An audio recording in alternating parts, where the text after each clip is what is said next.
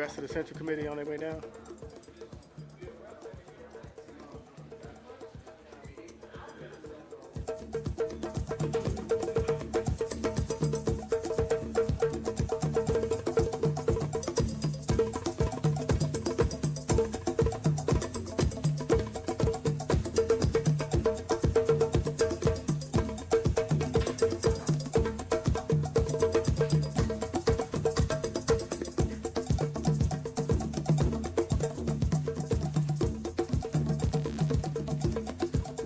They coming down?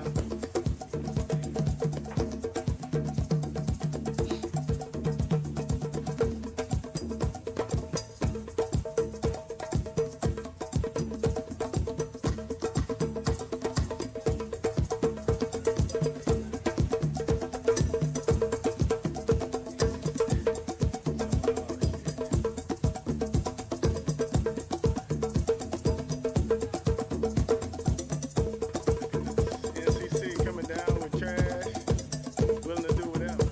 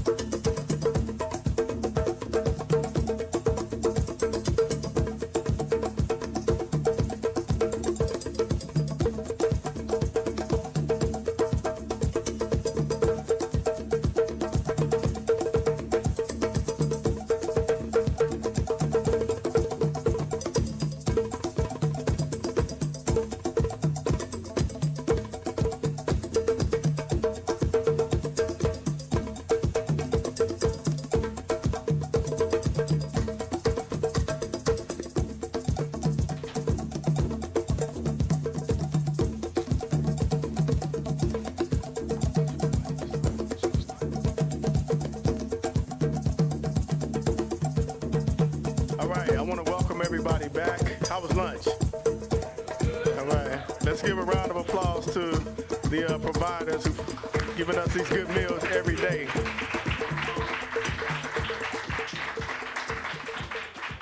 All right. So coming to the stage next, we want to invite up the director of the African National Women's Organization, who will come up to preside over the party's regional reports, none other than Comrade Yejide Oromila.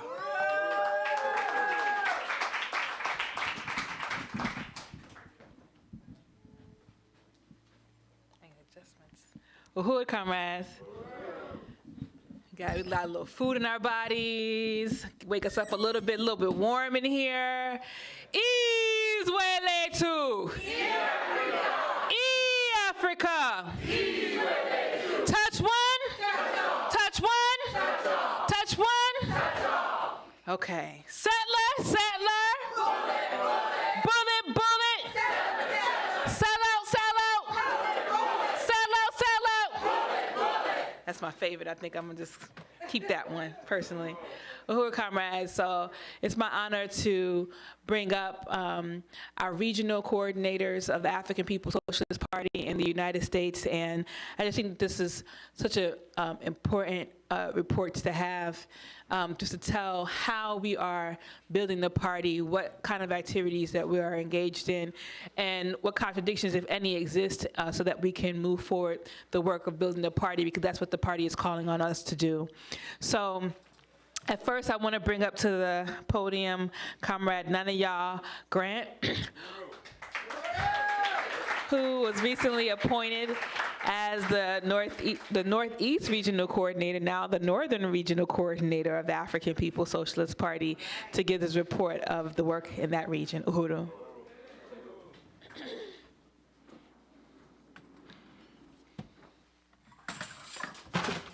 Uh-oh. I'm tearing up stuff already. Okay. Yeah.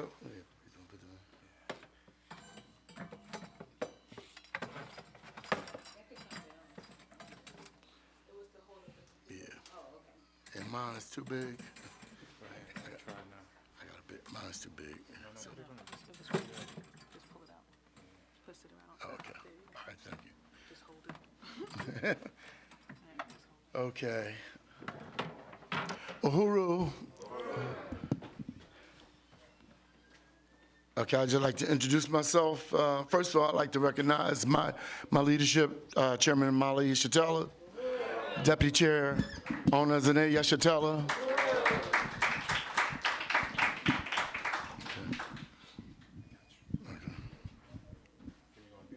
Right here, yeah, I'll be right here. Okay, I'm Nanayao Grant, and I'm from the North Regional.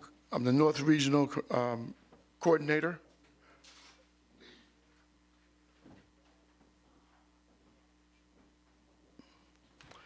Okay. As a member of the National Central Committee of the party, the responsibilities of the Regional Committee shall include, but not limit, to oversee an organization, the organization development, building, the growth of the local party organizations within the region, providing training to local leaders within the region, and organizing the regional conference, African People's Socialist Constitution. The regional representative duties: recruit members within the boundaries of the 6 predetermined regions of the U.S. Do I have a map? Okay. Build and oversees efficient functioning of the regional offices. Sends a monthly written report to the Secretary General concerning regional work. The report will include recruitment of new members, local party organizations, build establishments of new contacts, and potential new members in the region. Okay, as you can see, the states that I preside over, from Maine to Virginia. So, as a regional representative, it would be my duties to know what's going on in all these states. But the state that I'm really concentrating on right now is New York, Pennsylvania, and Washington, D.C. Those are the largest states with the most Africans where they would live at, and so they would be concentrated. So as the representative, my job would be to make myself familiar with what's going on in each of those states and identify the cities and locations of Africans living in those regions. It's very important because, as the chairman always put out, we have to be on the ground, and we need to organize, and that's basically what we need to get. As leaders, we have to go into these cities and set up units, build units, and build organizations everywhere, block to block, door to door, and you can't just organize, be a social media organizer. You have to actually meet with the Africans, with the working class. They need to see us. And the only way they're gonna see us is we have to get out there. We have to, it's important to get to know the community, to sell it, to take the burning spear to the masses, to do tabling, to attend events, and it basically it's called outreach. That's basically what we love to do. We do outreach each and everywhere we go, all day long. You know, I mean, we wake up, we get out of our bed, step out the door. How you doing? I'm Nana Yao. I'm a member of the African People's Socialist Party. And, you know, tell them about the party. And actually, you know, when they leave there, you know, they should have a burning spear or a contact. So I can't overstate that. And let me move on. But anyway, these are states that that would make up, that map you're looking at makes up the Northeast region. And I'm honored to actually be the representative for the Northeast region. I've only been in that capacity for a year, so I'm learning a lot. There's a lot to learn. You're learning every day. You know, I can't overstate it. So, regional representative, continue.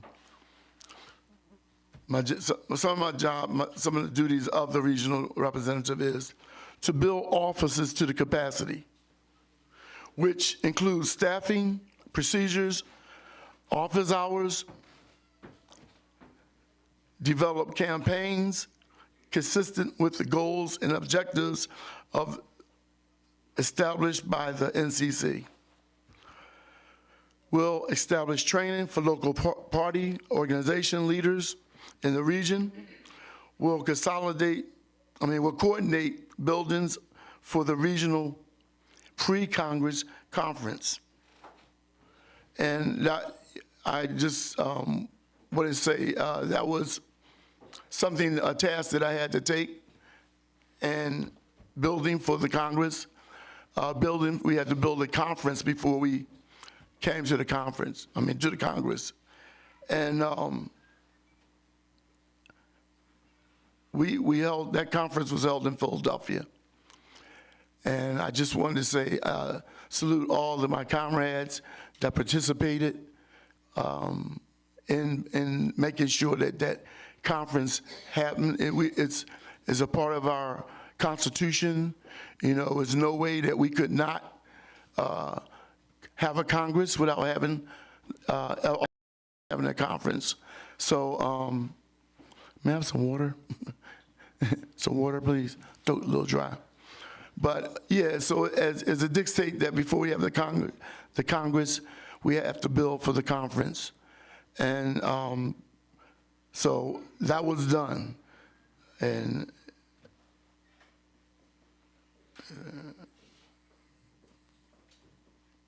all right. Chairs, Another part of my duties is to chair the meetings for the regional committee. Thank you. And that's a regular job, you know, regular routine. If you're going to become a regional representative, you chair the meetings and make sure that you have to select a committee before going to the conference. And I had the opportunity to do that. It was very challenging, nevertheless, because you know, people were coming and going, but nevertheless, we had to do that, and that was completed. Another thing that the part of my responsibility is to attend the Central Committee meetings and represent the region, our region, and that's very important. So, which I do.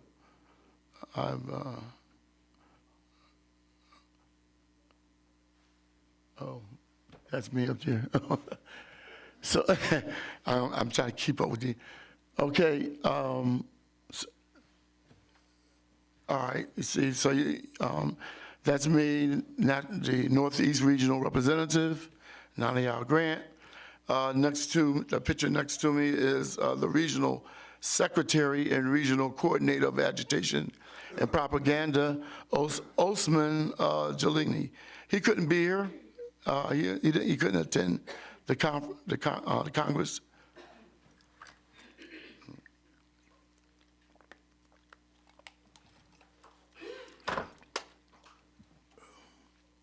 Okay, next slide. Okay, the Regional Coordinator of Economics and Development is in Finance is Kengozi Benahu. And Kengozi is here, he's performing security. The Regional Coordinator of Recruitment and Membership is Osana Mabega. Osana had to leave yesterday. And the Regional Coordinator of the African Women's Commission is Yejide Umarella, and my personal advisor. So, all right. So, all right. Work. Next. Okay. So some of the victories that we had for was no. Make sure. Can you skip next slide, please? Let me go back here because I can't see. Okay. All right. Some of the wins that we had. BIB state conference was held in Pittsburgh. We had to organize some of the wins that we had in the Northeast region. Was one of the BIB. The first one was the BIB conference that was held in Pittsburgh, Pennsylvania. We had to organize a conference before we had the BIB convention that was held in Washington, D.C. And so Philadelphia, I organized a van, and about 8 of us attended it from Philadelphia. We traveled to Pittsburgh, and that's where the state conference convened. Let's see what else we had. The BI.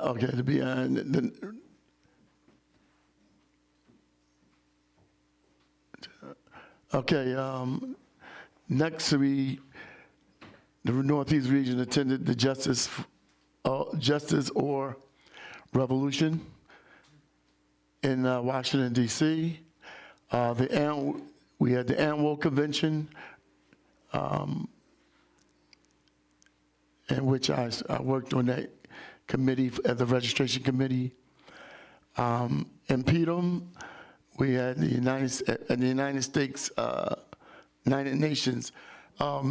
We had some members from Philadelphia to meet with Impedum President Columbi when she arrived in Harlem. It was very cold. Deputy Chair was up there. Penny Hess was there, and we helped them set up. And it was interesting. The police was waiting for us, and I remember Columbi led up the chant, "Pigs in your hood, ain't no good. Pigs in my hood, ain't no good. So don't arrest me." Arrest the police. Damn, that's what she said. Yeah, it was cold up there, but they were brave, and it was great seeing them up there. Okay, so next slide, please. Okay, in Philadelphia, one of the institutions that we have in Philly is the Huru Health Fair, the health festivals and flea markets. And this picture right here, this is an African that I met doing a vending thing, myself and comrade Tiffany Murphy. She invited me to attend. She called me and said, "Y'all, look, I'm vending, come on up. I got a table, bring some spears." I said, "I'll be right there." And I got up there, I met this brother. He was gonna come and do some culture. And after I talked to him, he came up to my table, and I approached him to buy some spears. And he said, "Yeah, I know about the burning spear." He said, "You know the brother by the name of Nabinga?" And I said, "Yeah, Nabinga Disabawe." He said, "I went to school with him in North Carolina." So I said, "Wow, that's great." You know, he said he was familiar with the chairman and the party. So a further conversation with him, I found out that he's a son of a father of a prominent musical organization by the name of, I don't know if anybody ever heard of a group called Mandrel? Yeah, well, that's one of the sons. That's one of the Wilson brothers' son right there. And he agreed. I said, "Look," after I heard him do his culture, I said, "Wow, I was impressed." So I said, "How would you feel about coming to the flea market and be, part of the culture?" And he said, "Sure, I'd love to do it."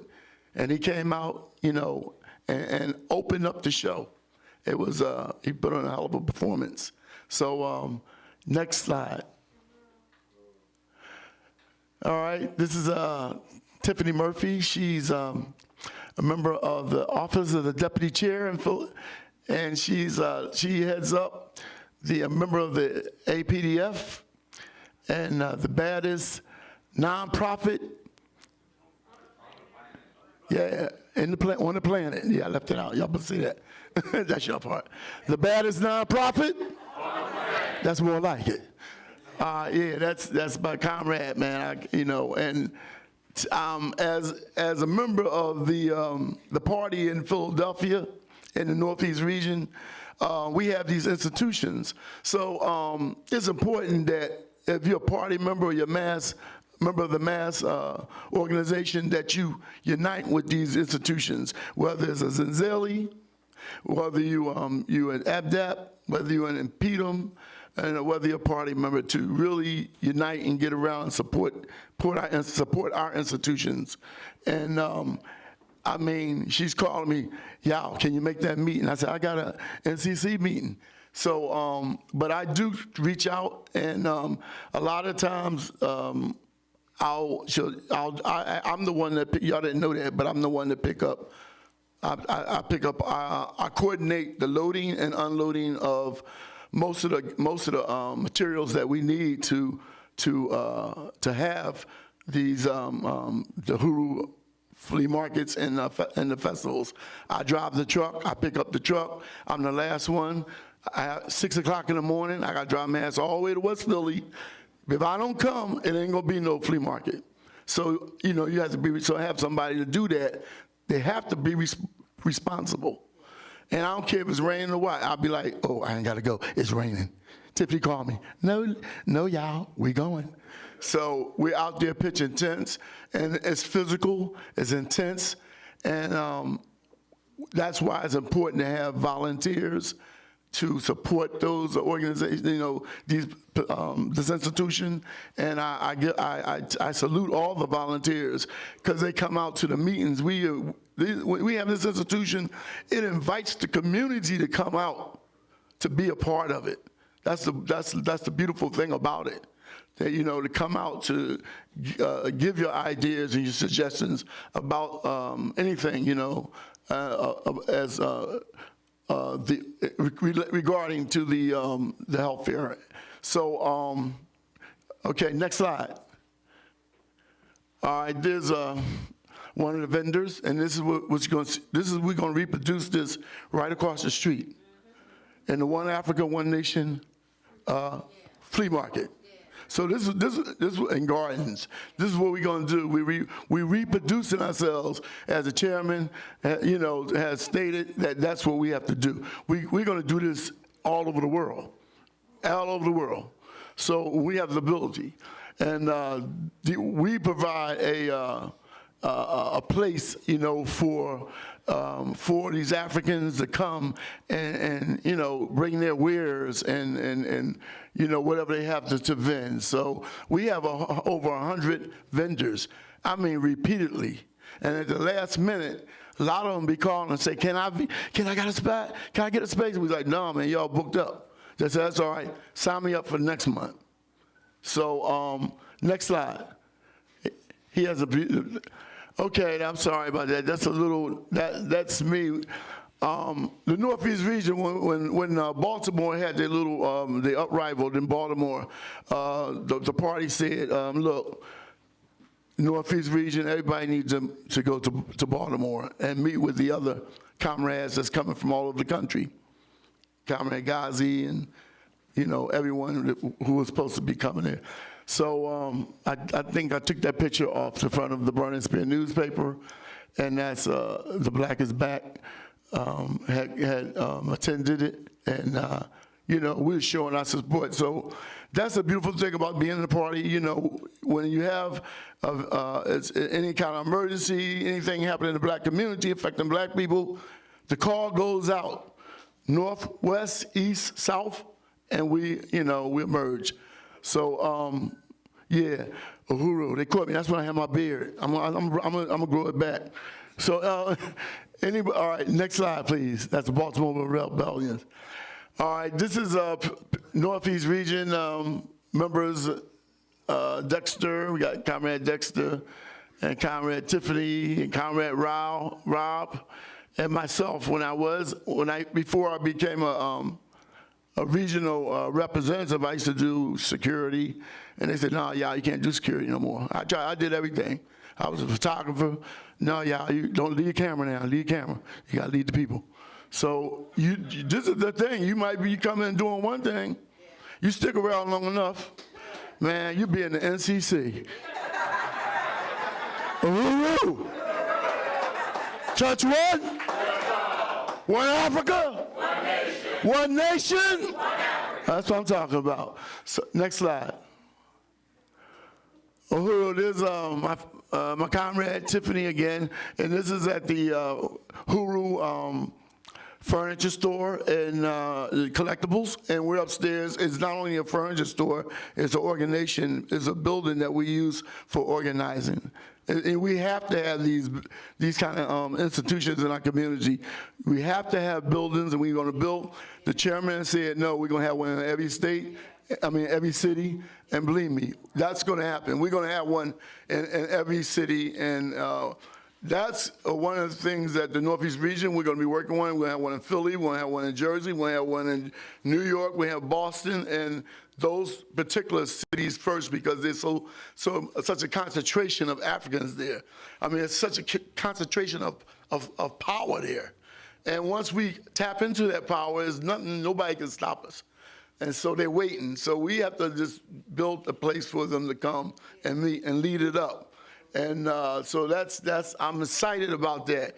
So I'm so excited. I'm about to leave my colonizing job so I can just really, really do the real work without even, I said enough is enough. I need to move without asking anybody.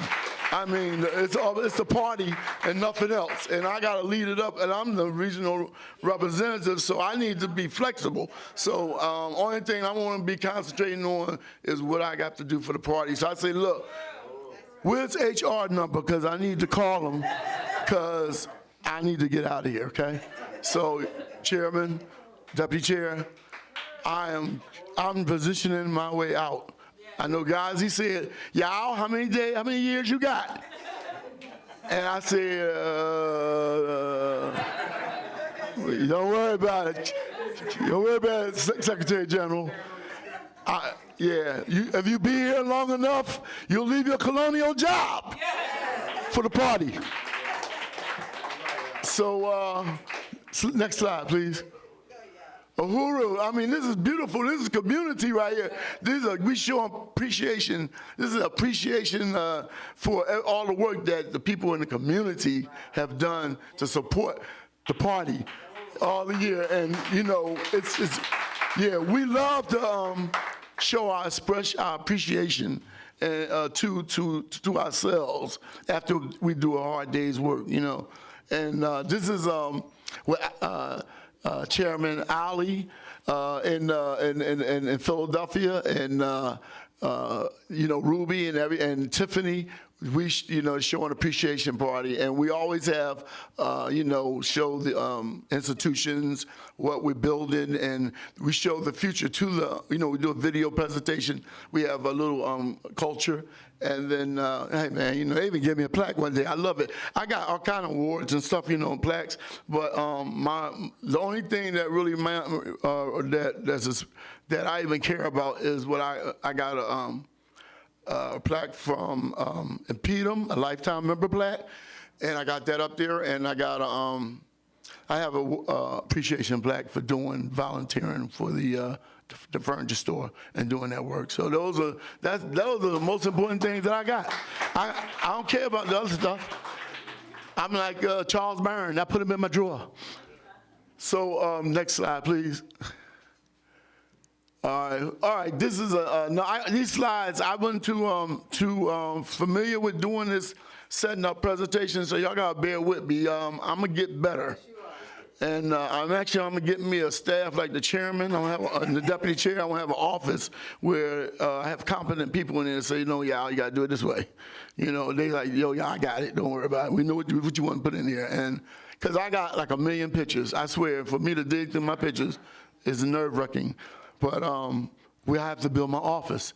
So this is Khalid Rahim for when we had to go up.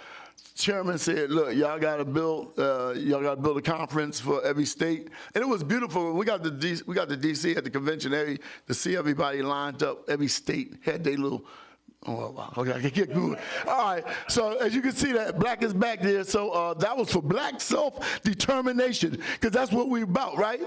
Can we say that? Black self-determination. Uhuru. So next slide.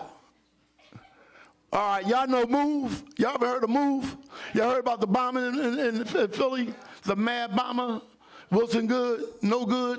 So anyway, these are the children of the MOVE, and they haven't done nothing. And they really support our institutions. And so this is a picture of them. They come out mostly every time we have a book fair or a health fair. Next slide. Okay, that's Michael Africa in the middle.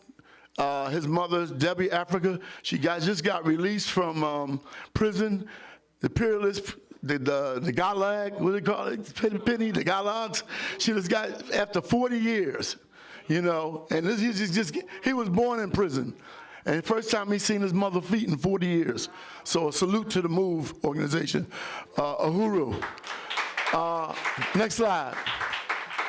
Oh, who's that with that head wrapped up? Like Penny, Allie, and yeah. These are more pictures from the flea market in Philadelphia at Clark Park. And okay, next slide. What time I got? Next slide. Yeah. All right, so y'all talk about y'all had the Hair Wrap Wednesday thing? Well, none of y'all support the Hair Wrap Wednesday, and that's the proof. And I look good too. Uhuru. Yeah. So, all right, next slide. This is my, this right here is one of my neighbors, Mr. Ralph, and he's one of my constant supporters on my block that always, I stick my paper, I'm a paper boy. I got a lot of hats. I'm a paper boy in my neighborhood. So I stick it in Mr. Ralph's door, even if I ain't there. And he said, when he see me, he be handing me all his money. Like, oh, you owe this money. I said, all right, it's cool. So, yeah. So the Burning Spear is on 2500 block of Gratz Street in Philadelphia. All the little kids, you know, I'm bringing it to the community. I'm going door by door. And, all right, they tell me I'm out of time. I want to thank you for your just bearing with me and through this presentation. And I'm so appreciative to be at my first Congress, and this has been a phenomenal Congress, and I'm looking forward to the next Congress. But we got a lot of work to do. We're gonna leave here and we got to work for the next one. So, all right, comrades, Uhuru!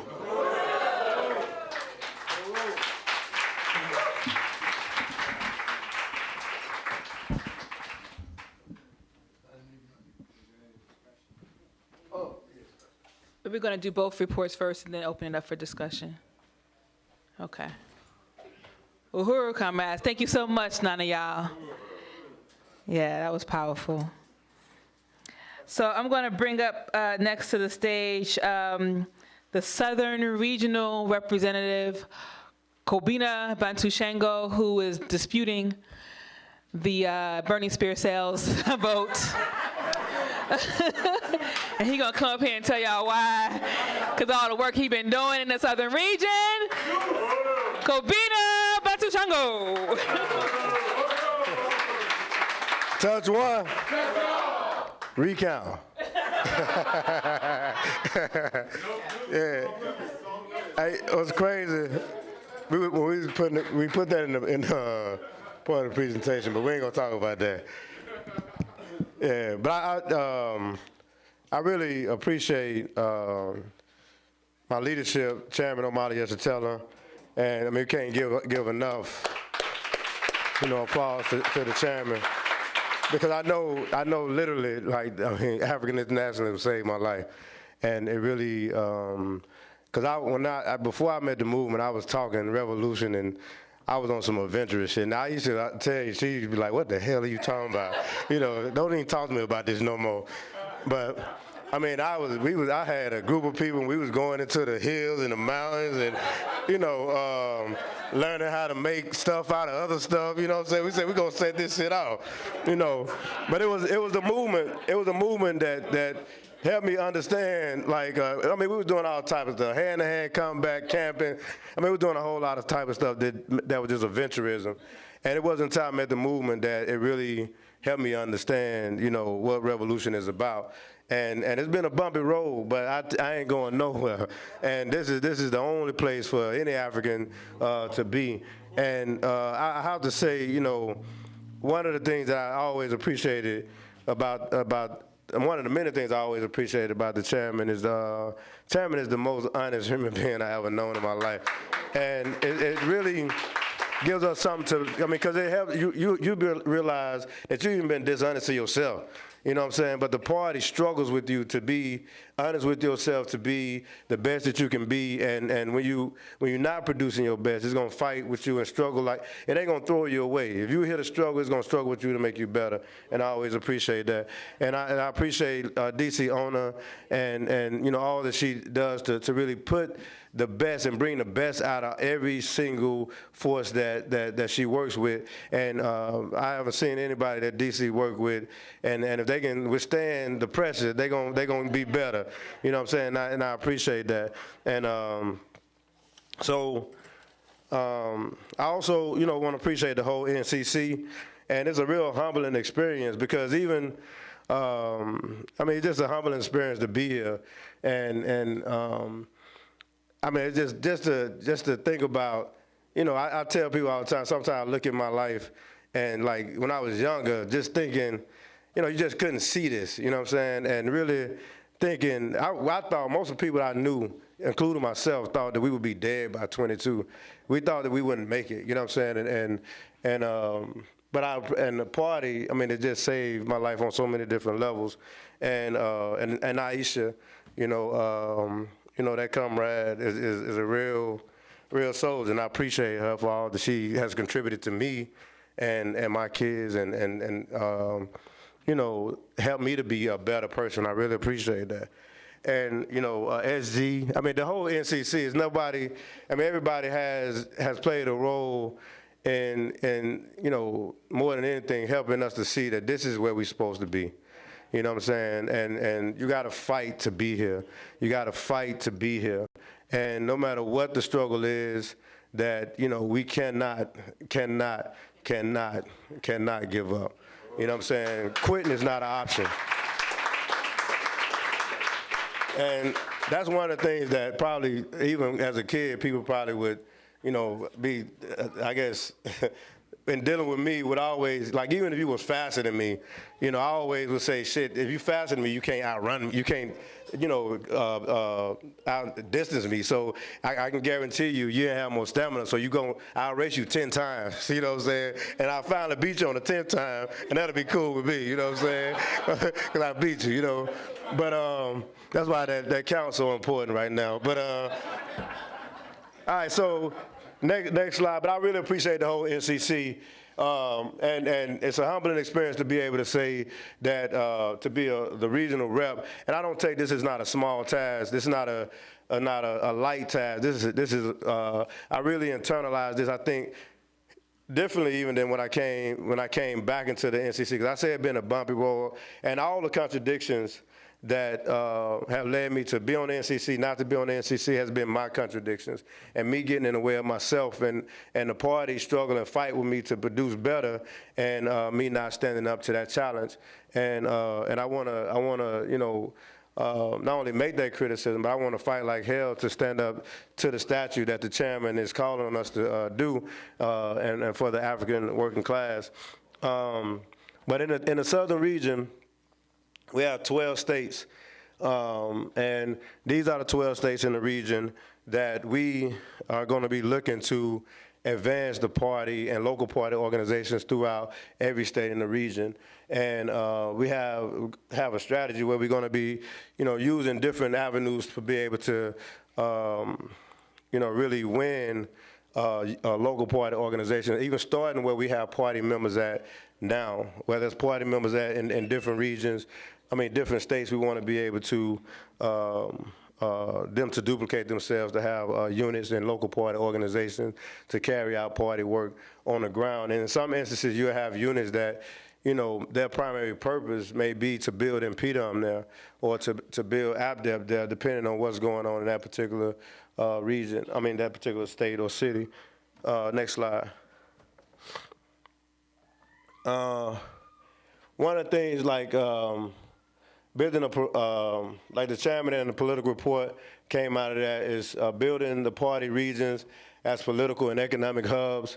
And there's no political self-determination without economic self-reliance, which is saying what DC Owner has been putting out for the longest, is that the economic and political are one. And that's something that we have to realize in the region to really create the programs that's necessary to have an economic hub like Zenzele, and even, and we've been discussing, which we'll be talking more with DC and the Office of Deputy Chair about, you know, even a business for a moving company for the region that I didn't put in the slide because we haven't really had detail. There's been a POA that the Office of Deputy Chair has developed, but we haven't had the discussion to see how we're going to make that happen. But I'm anticipating that that's going to be one of the things that's going to be coming in 2019 for the southern region, because one thing I realized that we got to come off of these jobs and be full-time for the party. We have to, and if we can go and spend 40 hours a week for the mental health center, you know, we can spend 80 hours a week in our community organizing and making sure that we're going to bring forth our liberation. Next slide.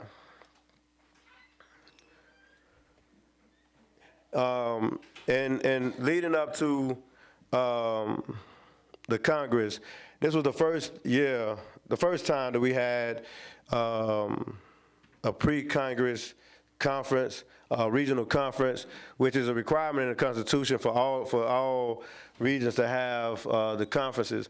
There was a lot of contradictions in this process, but we were able to have the regional conference. And in that regional conference, for me, that was the first time I thought we was able to read the political report as a region, and different forces throughout the region was able to see it online and participate in the discussion. And then forces from Alabama from Alabama as well as Florida came up for the conference, and you see them in a picture there, and even some of the people that in Huntsville was really impressed with reading the political report and getting a better understanding of African internationalism. But for me, that was the first time that I think I really understood it's like, I don't know if you ever, like you recognize yourself for the first time in a certain type of way, like the region was able to see itself. And for the first time and see the connectedness and how vital it is in us moving forward coming out of the Congress, and we'll talk a little bit about that too, how the region has to be connected to all of the things that's happening in the region. Like, we have a responsibility. If there's a campaign going with like Akile and Jesse in St. Petersburg, the region has to play some role, even if it's to organize a campaign tour to raise resources for that campaign. We have to be able to participate and have and even learn from those experiences as a region, and be able to benefit from that, and as well as the other things that we're going to talk a little bit about. But like I said, for me, that was the first time that we was able to see ourselves and see the importance of us seeing ourselves and how detached that we may have been up to that point, detached from really most of the things in the region, from the Uhuru House in St. Pete, and even Zenzele in a certain type of way, that we want to rectify those things in a real practical and a material way to change that, which we'll see a little bit of. Next slide. So the conference, this is just saying, what the regional committee, at the conference, we read the political report, the regional conference, we read the political report, and then we also elect a regional body, a committee that's going to be responsible for carrying out the responsibilities of the region from conference to conference. The regional rep is elected at the Congress, at the conference, but is approved at the Congress. And so we were able to have elections and elect body. All the positions were not filled, and I know some things constitutionally will be changing, so some of that will not be necessary. But so the next slide. So the regional committee was selected, and the slide after this, we'll see who those comrades were, and some of them are going to come up here today and present on part of the presentation. But we, through struggle, we began to organize meetings, which we had a few meetings before this, but coming out of the Congress, this is what we'll be doing. We have we have 4 meetings really every Wednesday, but 2 meetings will be the committee meeting itself, and then the other meeting would be every other Wednesday, where we will meet with the whole region, and that may be people that's not in the party, that may be in PDOM, because it helps us to be able to identify our resources throughout the region. Like if there's an PDOM force in Savannah, Georgia, that may be isolated, we want to contribute to that comrade building in PDOM in Savannah, Georgia, under PDOM's leadership. But we want to participate in those things, and there may be other comrades that's out there in Texas, or they may have website design skills that we want to try to see if we can harness those skills to, like, help with Zenzele and building a website for Zenzele, or, being able to contribute to that in some certain type of way. So those meetings will help us be informed more about where our resources are in the region, and even, the places that we will identify first to even bring, like, the chairman tour and things like that. So next slide. And we list the meetings that's going to be coming up. And then the Southern Regional officers, and we just, I think somebody mentioned earlier that we changed from Southeast to Southern, and which increased the span of the region. But me is the regional rep, and Comrade Brandy Ebert, who has been pushing me to talk to the chairman by changing her name. She been pushing that, and Brandy has been a remarkable force, and really, like, her stance. She probably grasped African internationalism faster than I've seen anybody else grasp it, to be honest. And she struggles. And she struggles to really make this work happen. And if it's in her capacity to do it, sometimes it's not even in her capacity to do it, but she try to figure out how she gonna make it happen. And I appreciate that about Brandy, because she really struggles to make the work happen. She pushes, she organizing everybody to come to participate in Zenzele. And if you ain't noticed by now, she probably the #1 like advertiser for Zenzele. But I really appreciate that, comrade, and she helping to get this office together. So I really appreciate that, comrade.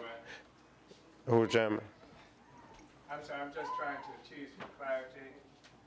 I just learned that 8 members of the St. Louis Metropolitan Police Department came out here to try to deal with this flag. I just want to get some clarity on that. Can somebody tell me what the hell that's about? Chimarenga, do you know? Why don't you come up?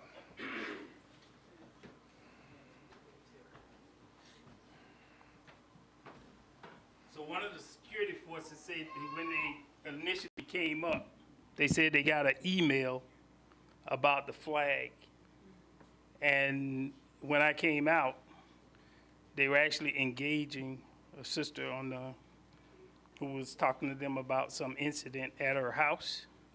And she was saying things that she shouldn't have been saying. What do you mean? I don't know what the hell you're talking about. Well, this is how it was unfolding. When I went out there. Was it a sister associated with our movement in any No. way? Okay. No, it was a sister from the neighborhood. So she was saying something about shooting and all that. And I was like, you don't tell the police that. Come back. You don't need to talk to them about that. And at that point, they started saying, okay, well, if you need anything, call us. And when I got out there, they were saying, if you need anything, call us. I'm like, yeah, all right. And then went and got in the cars. Well, what's about the flag? That's what I'm trying to understand. I gotta get more information on that, Where because did you get any information that from came about the flag? from Kiangozi. So Kiangozi was one that initially. Was Kiangozi here? Yeah, he's here. Can we just talk? Yeah, I we'll just want bring to him in. understand the relationship of the flag to all of this. I'll bring him in here. Yeah, the chairman was asking about what he was saying about the flag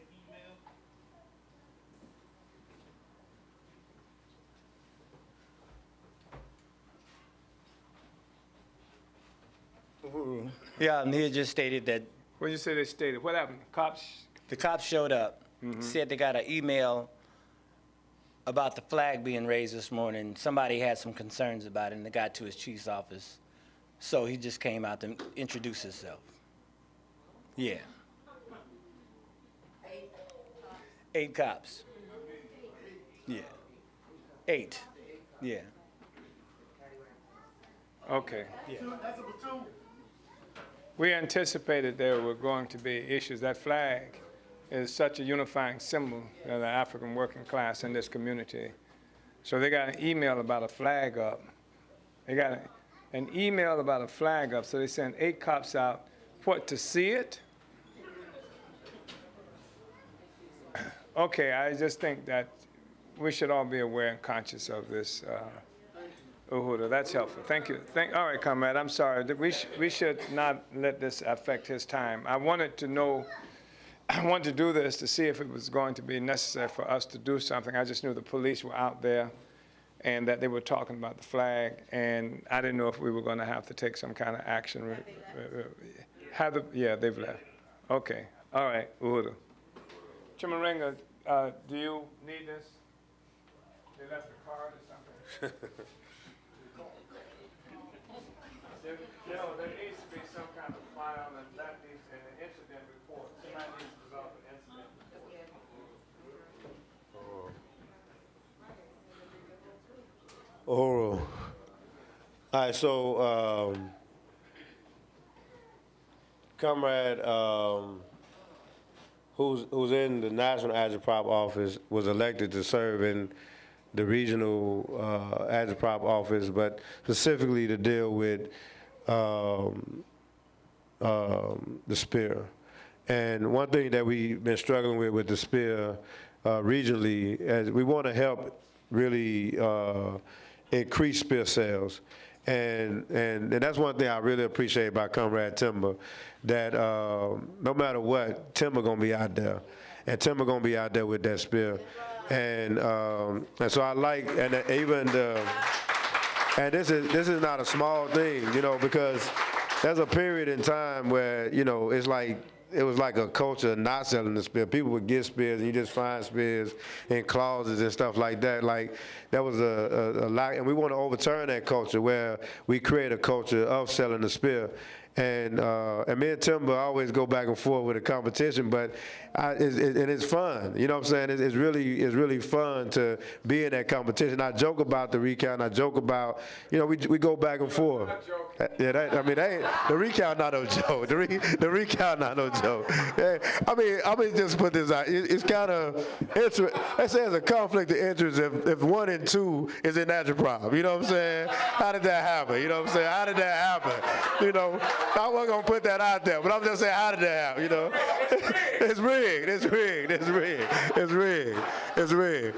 But you know what I enjoy about that. I compete. I'm a competitor, and I tell you, even when we used to run, I know this guy was faster than me. Race me 10 times, and I'm gonna beat you. You know what I'm saying? And I would convince you to race me 10 times. You know, and but. Like what I noticed in the back and forth with me and Timber, and you'll see a picture in here to represent, you know, I think we have to have that competitive drive for African internationalism, for getting the spear in the hands of the people, but everybody around started to engage in the discussion, and other people start going out and selling the spear. And even I got people, you know, text me and say, man, how do y'all do this? Or when y'all go out and do that? Or how many days you go out and sell the spear? You know, and it's exciting, you know what I'm saying, that people really get engaged in selling the spear. So we're going to talk a little bit more about some of the strategies that we want to increase in the southern region with increasing the spear. And I really appreciate and commend Comrade Timber. So, you know, the competition is on, you know, so let's keep it going. And then we have Brandy is serving in the interim, also economic development, which one thing that we've been working and struggling with a POA, but we need real training, and that's something that we're going to be, you know, really talking to DC on about, like how we can make certain things happen to really, you know, make sure that we keep the economic and the political one, and really creating an economic hub in the southern region, in Huntsville, for the region, along with Zenzele. So I really, you know, want to, you know, put emphasis on that, because the Comrade Brandy, like I said, she's really been a dynamic force, and I really appreciate, you know, her stance. Regional coordinator of recruitment and membership was elected, Deaton, who's not here. And we have a lot of struggles, you know, that we're gonna have to deal with Deaton, and really work with this comrade to either overturn him or, you know, replace the comrade in that position if that's what's necessary, because we got to move this work forward, and nobody should stand in the way of that. And so this is who, the next slide, who was elected the Southern Region Committee of the Southern Region. And we talked about the burning spear, and I want to get them comrades a round of applause too, because they stepped up. So Comrade Naya is going to come up and talk a little bit about, some of the strategies and some of the things that is helping us to understand when we say increase the spear sales in the region, what that really means. And so Comrade Naya, who?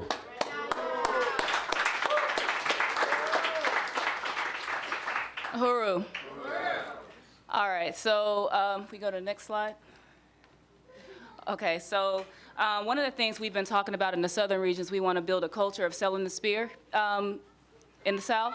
And how we want to do that, we want to come together and we want to make it a regular everyday appearance to see somebody selling the spear in the community, in our respective communities. So I'm in Atlanta, Cobina and Brandy, they're in Huntsville, and we've got comrades all over and throughout the South. So we want to make that, like, there are certain things you see in every black community, every African community, and we want to make the spear that every African, whether they read it or not, should know what the spear is. So we want to make sure that is an everyday occurrence. Let's see what else I say here. And we also want to be at every African-centered event in the South. We want to make sure that we have a presence there at every single event that there is in the South, whether it's the Malcolm X Festival, whether it's the Juneteenth festivals. We should be at all of them, and they should be expecting us to be there. So that's what we mean when we talk about culture of the spear. Next slide, please. Okay, and then that's just us selling the spear, and again, goes along with creating the culture. We can go to the next slide. All right, so we kind of already covered that, so we're not going to pour salt into the wound, so let's just move on.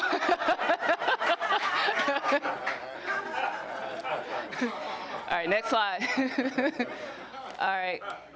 So in 2019, we have about 11 comrades that are responsible for selling the spear in our respective communities. So with each of us being in different positions, whether that's probationary or regular standing, that comes to about roughly 700 spears should be sold in the southern region alone. And of course, we want to go beyond that. We want to go to at least 1,500 by March of 2019. And some of the ways, that, again, that we plan to do that is by not only being at all these African-centered events, but we also want to get our spears into bookstores. Anywhere where Africans read, we need to be there. So we're going to push hard to do that. Currently, right now, and whether it's completely accurate or not, we're showing that we're selling somewhere between 350 and 400 spears. So we're not even meeting the minimum, and that's a major contradiction. So we need to overturn that. So every party member, at the very least, should be selling their minimum 100 spears per month, or 25 if you're in probationary status. Yes. So we're definitely going to overturn that. Next slide. All right, so one of the things we're going to start out by doing, by getting a grasp on what we're actually doing, is we want to quantify the actual number of spears going to each party member. So how we're going to start holding everybody accountable, we want to make sure we follow up with those comrades. Did you get your spears? Are you selling them? Where are you selling them? So that's the first thing that we want to do in order to increase our spear sales to 1,500 per month by March. We also want to increase party membership. So not only are we out there selling spears, but we're talking to people about joining the party, telling them what's going on, what organizations they can join, and as a stepping stone to get to the party, so we can make sure that they're committed to the work in the first place. Also, we're going to be tabling again at any African Center event, festival. We're going to have sign-up sheets, contact sheets, obviously having the spears there so we can sell the spear and just draw people in that way. So that's that's our starting strategy to getting the spears out into the community and increasing our sales. Also, what we also talked about building the southern region is we want to make sure that we have reflect what's going on as it attains to Africans. So we want to start submitting more articles to the Spear so we can reflect what's going on. So Atlanta, Huntsville, Houston, North Carolina, wherever we are, we need to be following what's going on that affects our African community so we can write about what's going on so that when people get the Spear, they can read about what's going on in their respective communities, and that's something we've already talked about as during the Congress. Oh, and we want to also have on our calls, we're going to start following trends to see kind of like a graph where we're knowing how many Spears we're selling each month. So even after we exceed that 1,500, and obviously we're going to build on that because we're going to always be drawing in new party members. But as we're going to be looking at how many Spears were sold here, when they were sold. So March, how many Spears did we sell in March? Where were we selling them? And then looking at June and following trends so that we know exactly when we should be able to we should be able to pinpoint exactly how many Spears we should be selling. So I think that's it. I think I covered it. Uhuru.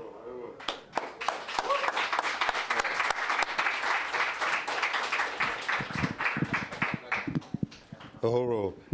And that's we really, one of the things I really appreciate about Naya be on it. You know, you give Naya a task and Naya make it happen.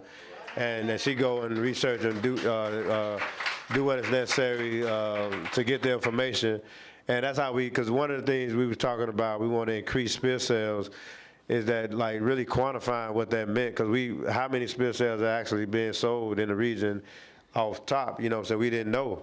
And I can say I sell a Spear, Brandon sell a Spear, you know, somebody, you know, Naya sell a Spear, but we didn't know throughout the region how many Spears was actually being sold. So that comrade went and got that information, and we're going to really be fighting to get the region to submit different articles quarterly to help increase the Spear sales and for people to see themselves in the community, and you know, really want to follow the mandates of Agitprop to make sure that we meet our mandates throughout the region. The next slide. And something that happened in the region, you know, it doesn't, a couple of times it happened, but Mufwende Lake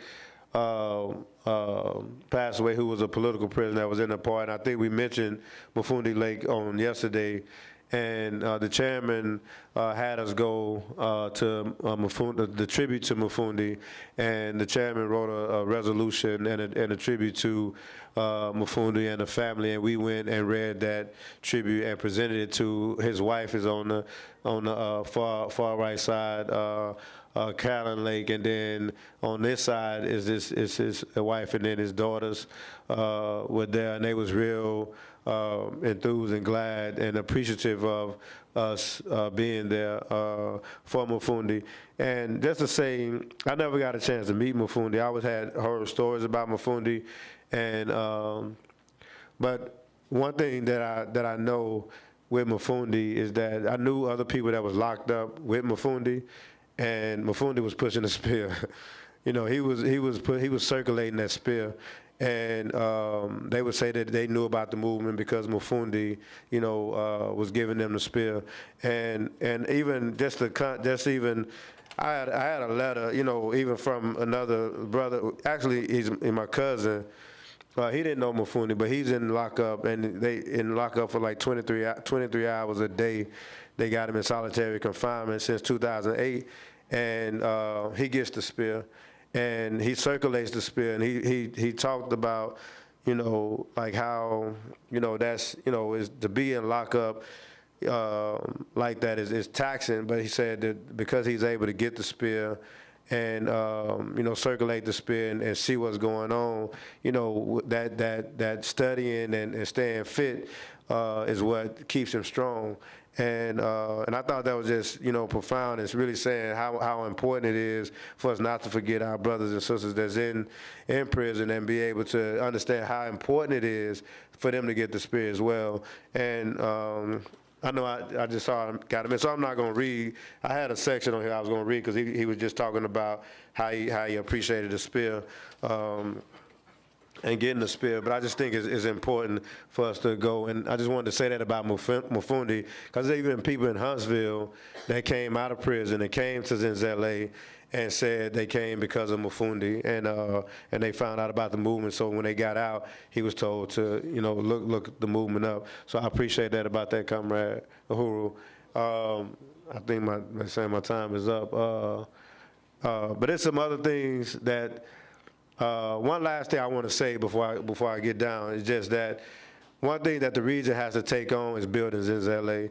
And one of the things that we looking at, because I know, like in one of those pictures where we were selling the spear, we go to, we've been doing this for the last 3 or 4 years, going to the Bloody Sunday in Selma, and it's thousands and thousands of people come. And every time we go, within 3 hours, we sell the least amount of spears I done sold there was 350 spears in 3 hours. And it's talking about me, I think Brandon went this last time, Muteba, and Timu, you know what I'm saying? And Timu was aggressive in selling the spear. He'll try to steal your sale. I don't know where he get that from, you know what I'm saying? But then another time, Aisha and Mkali can sell the spear too. But from 350, a minimum of 350 spears we sell in 3 hours. So what we want to start doing is looking at these type of festivals where it bring a lot of African within the region and organize the region to intervene in that. Because the one thing that I noticed in every festival I've been in, nobody's there to organize. Nobody's that organized, which speaks to who we are. We the only ones out there organized. Everybody else is participating. We organizing, and everybody people looking for organization, which speaks to us being the vanguard. But one of the things that we want to add to that, because we done identified at least 3 to 4 places that we're going to be going and organizing the region to go and do it as a fundraiser for the region to go and sell the spear. And our goal for Selma this year is a minimum of 500 spears to be sold, which is the first weekend of March. So we're going to be organizing people in the region to go and intervene in that. But we also want to do is every single festival that we go to, we want to take Zenzele. And so we want to be able to have a booth and a table set up where we have a comrade there that's going to man up that table, because people go and they spend money. And they come from all over these places and all over the country, and they come and they spend money. So we want them to spend money with Zenzele. And so we want to be able to have a booth, and that's something that we got to get on right after the Congress and find out how much it's going to cost for us to have a booth for Zenzele. And everywhere we go, from the Malcolm X Grassroots Festival, everywhere we go in the region, we're going to have to be taking Zenzele and introducing Zenzele to the people as a way for us to contribute to building Zenzele and winning more resources for that economic hub. Uhuru.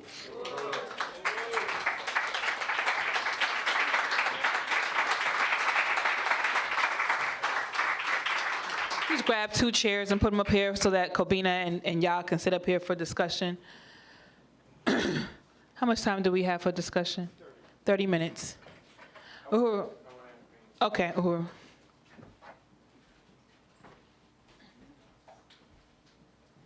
Uhuru, I want to thank these comrades for these important reports on the regional work. And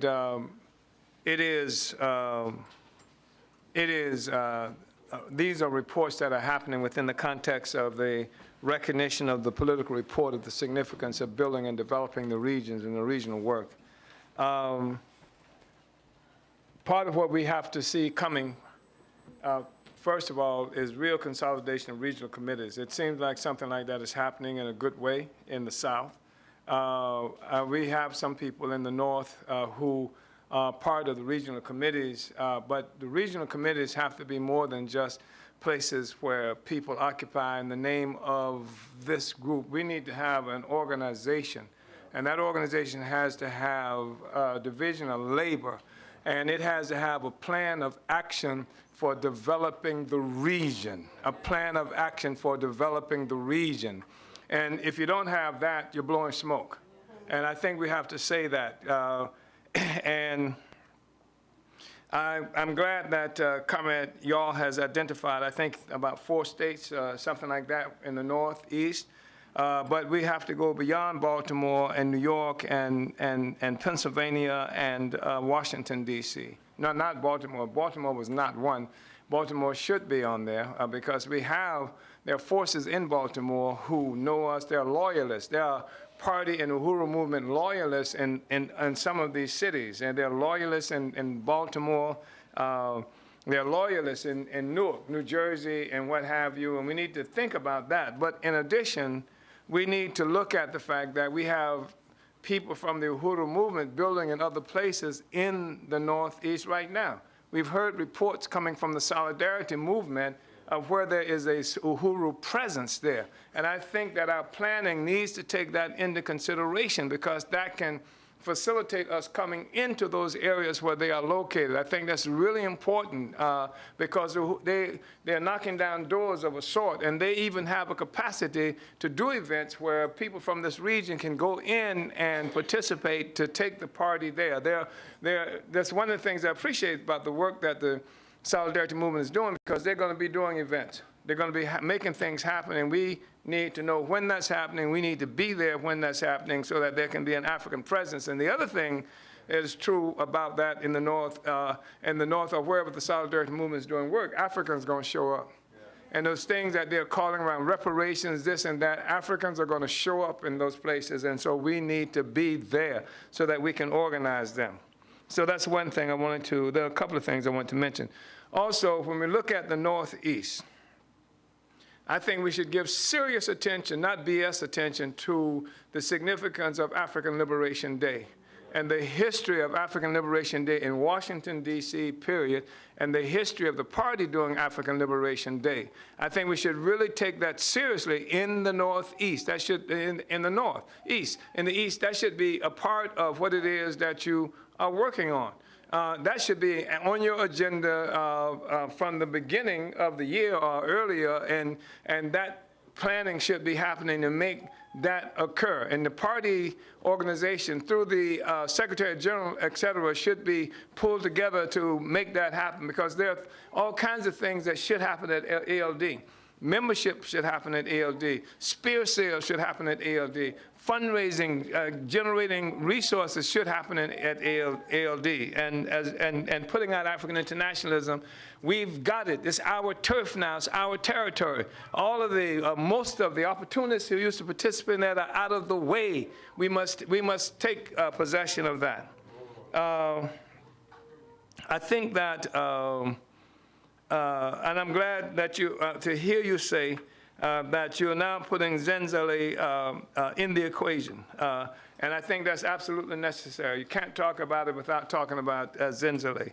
When we look at the regional work, I want you to consider, comrades, the ability of, I like the kind of work that has been suggested by the Southern region, and I appreciate the science that Comrade Naya seems to be bringing to getting the spear out. I want us to really consider something that we used to do in the past. You can have a Southern conference. The party can call it. You don't call it a Southern conference necessarily of the party. And even as a part of building for NPDM, you can identify 3, 4, 5 critical contradictions that you know are affecting African people throughout the South. Might be prison, might be economics, might be any number of things. And work on it for 3 or 4 months to build a conference that's going to be in Alabama or wherever for people throughout the South to come deal with those questions. You have an opportunity for people to come. They don't necessarily come to join the party or join the Uhuru movement, but they come around these questions. And these are questions that's roiling the interests of Africans in that particular area. Bring them there, just like those persons came to North Carolina that we went to on that thing. We could have those people come to our conference. We could have, like a general summation of overview, and then we can break down into, what do you call it, when you go into different workshops. We can have a workshop on police, or a workshop on repression, et cetera. And then that's going to be presented by somebody that represents what? NPDM, right?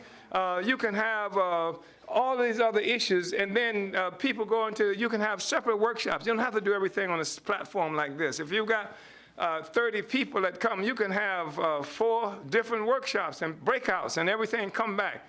And then we participate in all of those workshops. And then we help to come out with resolutions from those workshops, which include building NPDOM, building the African National Women's Organization, building all these other things that we're talking about. We make a rational argument for people who most of the times won't be organized into anything, and then we come back and we have discussions in the General Assembly. We unite people around that, and it could help us perhaps to get NPDOM down on the ground in one fell swoop. These are the kinds of things that we need to think about. The prison question and other questions, we can do that in these regional basis. So give some thought to that kind of thing.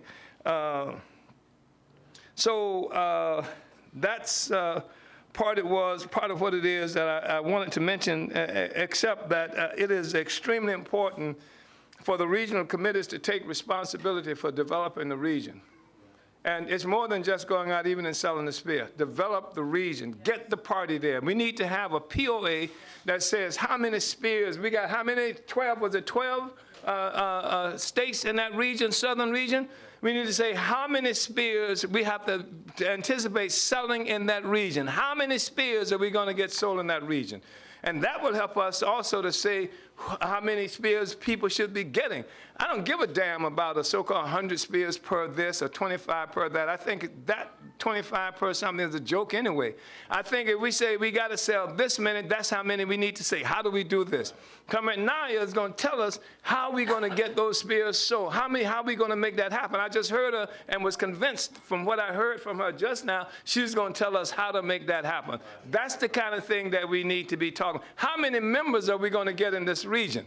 And so we're not just going someplace. We don't ever come back empty-handed. That's what Mawala K thing. If we go out, we never come back empty-handed. We come back with members. We come back with commitments and that kind of thing. So I just wanted to say that. Thank you, comrades. Uhuru.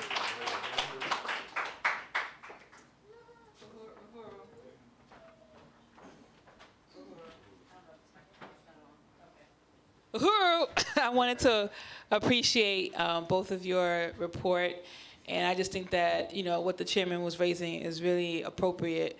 That that we do need to really focus on building the party in these regions, because a lot of the contradictions that stem from the lack of growth in the region is because the focus has not been on building the party, it has been on other elements. And I think that the building the party is going to be what grows the mass organizations, is going to be growing the economic work. And so I wanted to get to a few other things, if you don't mind, just comments on Nana Yaw's presentation and just some things that he couldn't get to because of time. But I just wanted to say that we do, that we have been initiating the Burning Spear studies in Washington, D.C. every month now. And even though there's some contradictions associated with that work, we trying to make it consistent so that people know where to find us every month and that we can get people interested in the topics that's coming out in the Burning Spear. In addition to that, I'm interim African National Women's Organization coordinator for the Northeast. And I'm struggling really hard to get myself out of that position because I hold several down the line, which that's not supposed to be. And so ANWO participates in the flea markets in Philly, and from our participation in Philly, we've gotten lots of contacts, and actually several real contacts from the last time that we participated there, and could be seeing a development of an ANWO branch there, and possibly seeing some emergence of some ANWO leadership so that we can have somebody else fill the role of the interim of the African National Women's Organization coordinator for the Northeast region. And just in terms of what Chairman raised around the African Liberation Day, I just really want to offer a self-criticism because I'm the interim leadership of the party in Washington, D.C., and I was responsible primarily for really organizing the African Liberation Day this year, actually, and that did not happen for the first time in a whole bunch of decades. We didn't have the African Liberation Day, and that's something that's really weighed heavy on us. So we've been trying to overturn some contradictions, especially around the resource questions. So we have, and I just want to say another win is that we have initiated like real economic development. We've been vending, we've been selling, and we have money in the bank so that we can pay down on a venue early on and make sure that that's out of the question, and now develop another POA for the actual development of an African Liberation Day and getting the real stuff moving. So I just wanted to just add those in addition to the POA, and I just want to appreciate, the struggle to really build the region and really build the party. Uhuru. Sure. Yeah, thank you for the reports. I really appreciate listening to the reports and just knowing that the spears are being sold. And so also, with what the chairman laid out, I think it's really important. Just two things I just want to raise. One is United States is the headquarters of, it's a dying imperialism, but it's still the headquarters of imperialism. And you've got many corporations in the U.S. that are everywhere. And it would be good to, part of your POA, to identify some of those corporations, because by targeting those corporations, you're more likely to make it easier to reach out to all Africans who are here, coming in from different countries in Africa. I watch the internet, I see Senegalese meeting over there, Congolese meeting here, Nigeria, Ghana, plenty of them, and then we go change all this. If we do all those events, that gives us definitely basis as well, just to go to their meetings and get them out to come to those meetings. Because I think we need to, being African internationalists, also struggle to end these what do you call them? Isolation. There are lots of them. I would definitely help, to pass on to you information, as I get them. But I know I do see them on the internet. Usually they concentrate their meetings on our elections. We're going to vote this guy or the other guy. And the African working class is never represented. And you're going to show up there because the African working class, wherever they're coming from, you are their representative here too. So it would make sense. Uhuru. There were just some things I wanted to add to, like Comrade yesterday, that we weren't able to get to, that I think will help with what Chairman was saying about having regional conferences and building a party and the mass organizations and getting other forces in the southern region, like a freedom, a 5K run, which we can implement different things in APDEP, and hopefully that'll build the committee for APDEP with Dr. Fields. And then also a One Africa, One Nation cultural festival, which APDEP has done before, but with the region leading it, and then APDEP getting some of the proceeds from that as well to help out with Zenzele also, and bringing our other a place where other party members and other organizations in the party can vend at those events, create resources for themselves, and get contacts in other areas that could help out with AMWO and things like that. And also an African farmers market, the One Africa, One Nation cultural festival we plan to have in August. As Huntsville has a lot of college campuses there, and then with the weather cooling down just a little bit in August, it'll be good to have it then. And then the African Farmers Market in April to win people to other work in APDEP, and again, helping out with Zenzele and things like that in the southern region, and to build other forces. And we're close to Atlanta, so hopefully that will help consolidate a lot of things and help with Gaida and Naya that are in Atlanta, and to help with building the agitation and propaganda for the southern region to consolidate and quantify selling of the spears, and hopefully build these regions, because some of our contradictions, as Kobina I think briefly touched on, is not building and the chairman too, not building our committees and subcommittees to capacity. So we have a lot of party members with their hands on a lot of things, but we have to really build our committees and recruit membership for the party, which will help build these committees and do these things so we can, duplicate ourselves and the work in other areas in the southern region. And I want to appreciate both of y'all leadership too, especially leading up to the Congress. I know it was trying, but y'all, I really appreciate the both of y'all really stepping up. And Chupavu as well, and Haas too, leading up to this for each region doing that. So I wanted to also appreciate y'all for that and y'all leadership around that.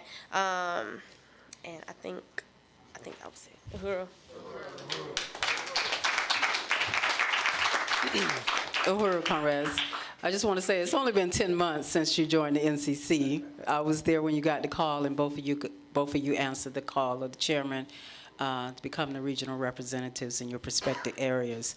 And I think the whole question of the POA is at the center of everything that most people are speaking of right now, because if you don't have the plan of action to really guide you and direct you on what you need to do, it's not going to get done. It's not real. Nothing that you put up there is going to be real. But one of the things that I wanted to bring out was the whole question of the database.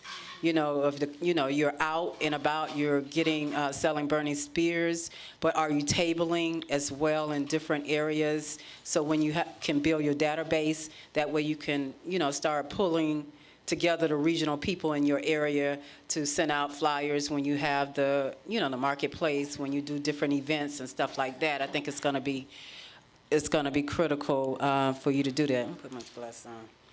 And then the whole question of the burning spear kit. I know Agitprop have the burning spear kit that needs to be purchased for like $300, and you can make resources out that. I think the Northeast region has purchased their kit. But I think it's going to be important to sell the books of the chairman, the party, and everything that's going on within our movement. And I think it's good that you have a competition between you and Timber, but I think it should be a whole regional competition, to really maybe even get a newsletter and promote all the people that are selling the burning spear, and maybe have a junior burning spear team, because I know some of the children here in the Midwest are selling the burning spear, and just really just make it dynamic, with everyone. And then I was thinking also like to get, to promote the regional committees is to have a place on the Black Power 96 radio where you guys do, a show for about an hour on how to sell a spear or what's in the spear for that month or whatever, have a big discussion on Black Power 96. And I do believe the question of building Zenzele should be front and center to making that happen. And I'm hoping that just like you did for the Black Power Blueprint, the Southeast region came down, about 10 people came down and helped made this building happen. We're having a 10,000 pie campaign kicking off, coming up right after the Congress. I'm hoping that the regions can get together and, participate in the West and also in the Southern region. Yeah. And also, get together and have a calendar or regional events that are happening. So, you won't schedule stuff when, or you can schedule stuff when things is going on in the Midwest or the Western region, but have a calendar of everything that's going on. So, and have regional meetings between the East, the Southern, the Western, all the different regions that the party have would be really, really dynamic. And I heard Brandy mention something about a cultural event, and I don't know if that's in place of the One Africa, One Nation Marketplace. I know we started, we had those trainings with the Southern region and the Northeast region. That's what it is. So we want to keep the branding, as clear as possible when we're building institutions. So, it could be called a cultural event, but we want to say that it's the One Africa, One Nation Marketplace under Black Star Industries, because we want to keep all the party institutions and everything the same. And I think that's it. Uhuru. Uhuru. I appreciate that. And that's one thing that was in the PowerPoint, was about the database and collecting that information and doing some of those things. But I really appreciate the leadership and input. So all that, and other things that really talking about, like us even working to get a spot on Black Power 96 for the region, and that way even organizing different people throughout the region to be on the radio to talk about what's happening in their particular areas and stuff like that. And that's in part what I meant. We was going to get to a little bit of it in saying that the region has to, like, it said itself, it has to really, connect the party, you know what I'm saying, and really support all the party's institutions that's in existence. And part of that is really being engaged in what's going on, being on Black Power 96, being, involved in what's going on with the campaigns in St. Pete and Zenzele, but all the party institutions as we expand, as we grow, and the ones that's already existing, really having a role to say, how do we build a party off of these institutions? How do we make that happen in a real, practical, concrete way? And that's some of the things that we're going to be working on and having inside the POA. Yeah, and I really appreciate all the input that you just gave. And I want to figure out what we need to do to participate in the PI campaign as well. May I ask a question? It's quick. I just wanted to add, just from what Comrade was saying about, busting up some of these nationalist meetings, because we, in D.C., it's like the seat of like where all the Africans are. And so we're so happy that two of the comrades who are now in D.C. could speak two different languages, French and Spanish. And so we had our first Burning Spear study where we translated the material into Spanish and French. And and we're going to continue to do all of our propaganda in all of these languages and actually go to the places where the national meetings are happening. And then also, you might not remember, you may remember that we are going to, now we have a mandate that every single branch unit individual in the Northeast region are now going to have to get a banner and start doing tabling, because that's something that we saw was only concentrated in one particular city, and we need the whole Northeast region to engage in that, and also to expand the Burning Spear studies, which also was a mandate coming out of Secretary General's office. So that stuff is going to really, take off after this, Uhuru. Uhuru, I just like following yesterday. But, okay, no, so two things. So this is for DC ONA for like economic development in the southern region with like the Uhuru on the Move, like consolidating that, like really working closely with that, or however, we end up seeing fit for the southern region to have its own economic institution. But like for us being able to do like a training, or if there's gonna be a training for like everybody to come to at once, how quickly we would be able to do that. And with like the kit, I'm kind of jumping around right now, but like the kit for, like you were saying, like for the chairman, that's one thing that we have been talking about too in the region, is tabling and having Zenzele things like with the propaganda. Because right now, like when we're going out, we have Zenzele propaganda, but for us to actually have like a table and a couple things on the table is set up, and bringing, and this is with Dr. Fields, who talking about bringing in the chairman's books and having more of a party presence in Zenzele as well, and outside of just the spear. So that's one thing too that I forgot to mention. So I guess my question back to economic development for the southern region, with building any type of way for us to consolidate resources for ourselves, how quickly, if that's even something, a date that you can put on it, or a time frame, how quickly do you think we would be able to do that in the southern region with the POA that you've proposed, and how we could fit that to, adjust that to the southern region, to Huntsville, Alabama? And Kobina, I guess you could touch on that too a little bit. I don't know, both of y'all. She would be the one. Uhura, thank you for the question. I have already presented to both the Northeast region and the Southern region the POA that I put together, and I'm just waiting on my leadership. I need to, talk with the NCC as well as about, how we're going to go about implementing this POA. One of the things that we want to do is Uhura on the Move. As everybody know, we have Uhura Furniture already, and one of the things that we want to do is we want to expand Uhura Furniture and have our own moving apparatus.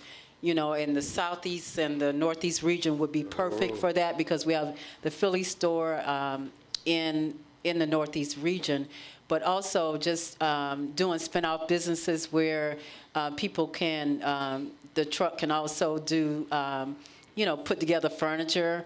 We also have the new line Enzo that we developed, putting that out in the world as well. So we have a plan that's can be great, and we want to do the training for that. I just need to get with the NCC and the chairman to really see, when we want that to start. But I want it to start as soon as possible, developing that and having the trainings as soon as possible because, I just found out y'all is leaving his job. So, we want to be able to facilitate that as soon as possible. And plus, it's going to help, just bring a whole nother dynamic to the furniture stores as well. So, I'm ready to start 2 months ago when I sent y'all the POA. Right. But yeah, Uhuru. No, we're going to be trying to, because, like the chairman put out, it's going to be, we want to build the regional hubs wherever we're located. So, definitely we want to do one here in the Midwest, in the Western region. Everywhere we're located, we want to duplicate all the economic development institutions. So, we're on the move. We're getting out in the world. We're not going to be sitting behind a desk anymore. We're going to be out selling the Burning Spear. We're going to be out promoting Zenzele. We're going to be out promoting all the economic institutions that we have in the party and expanding those institutions, to the African community.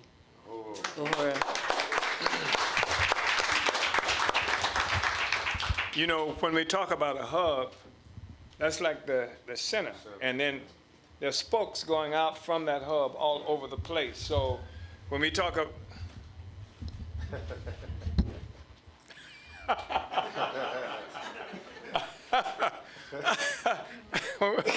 when we talk about building regional hubs, it should not be understood that it's just right there where Zenzele is or where Uhuru Foods is. We're talking about this being the hub, and from there, it goes out to all those other locations. And how to make that happen is something that we are looking at right now. And I also want to say that I think we should even begin to think. I think we should move, as you said, as quickly as possible, Comrade Deputy Chair.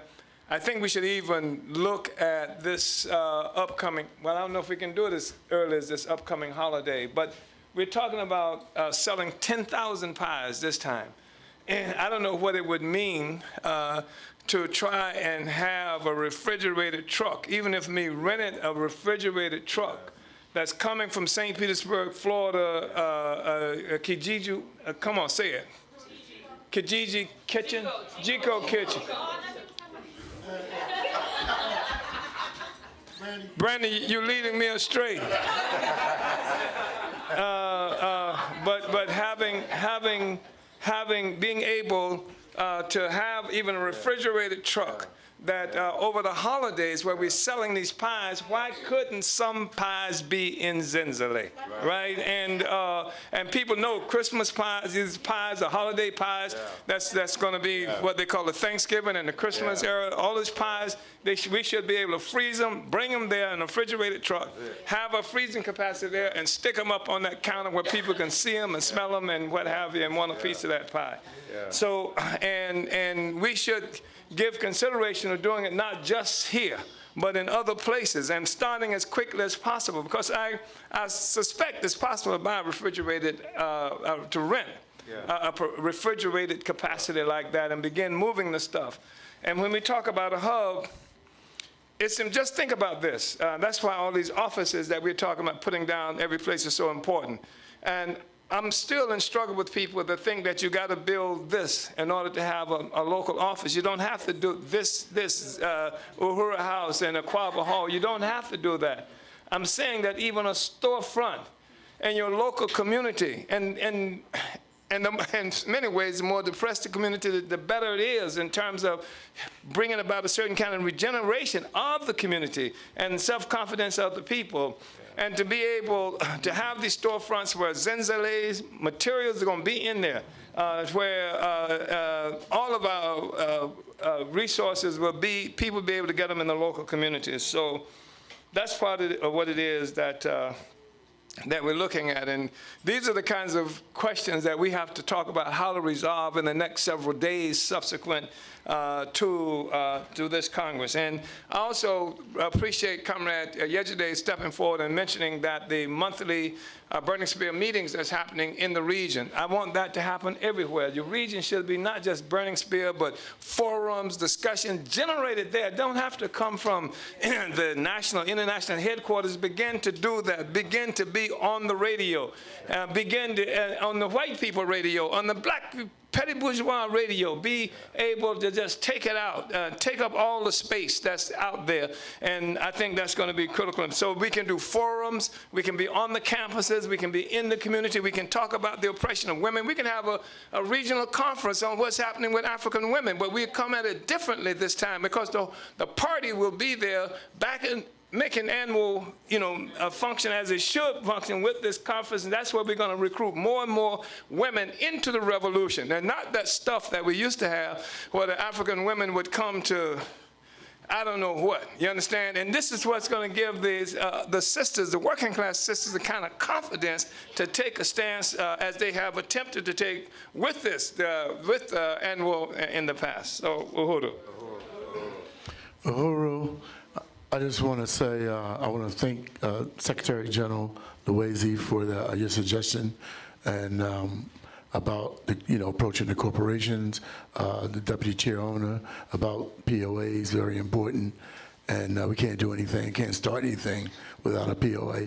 And also the chairman with your suggestions. And at that time, we got 5 minutes? Okay.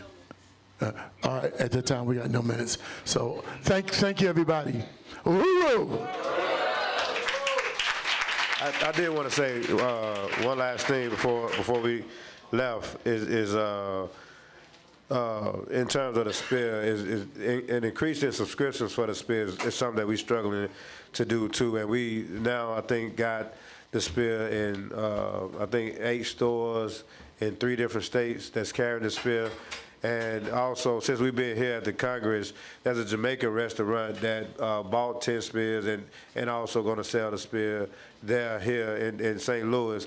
And I think it's going to be efficient for us to get even little small spear newsstands to set in stores where, make it look, where it'll be a real professional thing that we can win for stores to purchase and they can sell their spear and get the distributor's price. All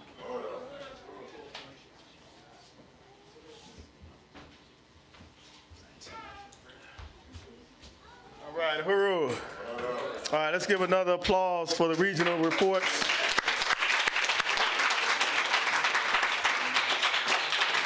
Yeah. This party means it when we say we are practical revolutionaries. We want to take a brief break for our next presentation to set up. So we want to take a 10-minute break. Can you tell me what time we should return? That would be 10 minutes would be 4:15. Okay, so let's return promptly at 4:15, comrades. Uhuru.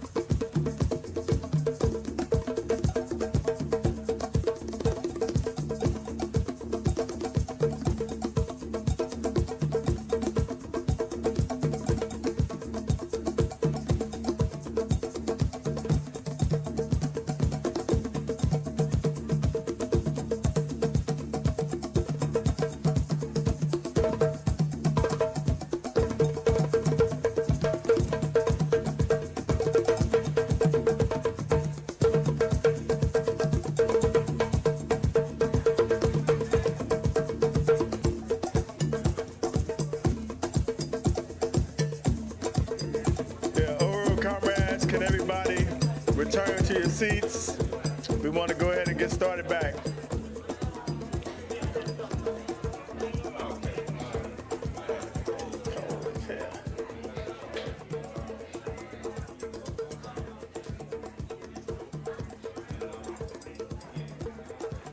All right. If you're not seated, can you go ahead and return to your seats?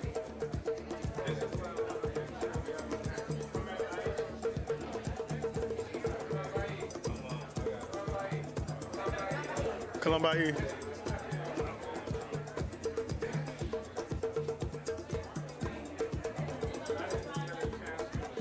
Kitty.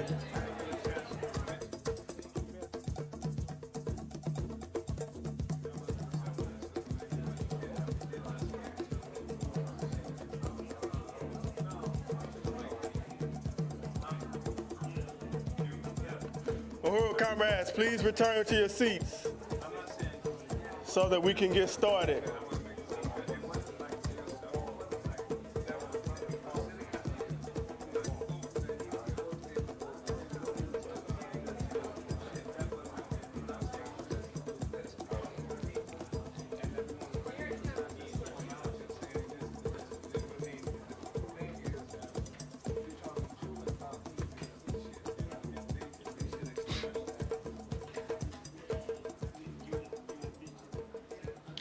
Okay. Go ahead and okay, so before we bring the next presentation up, I want to turn the mic over to my leadership to make an announcement. The one and only Deputy Chair Onazane Ishitela.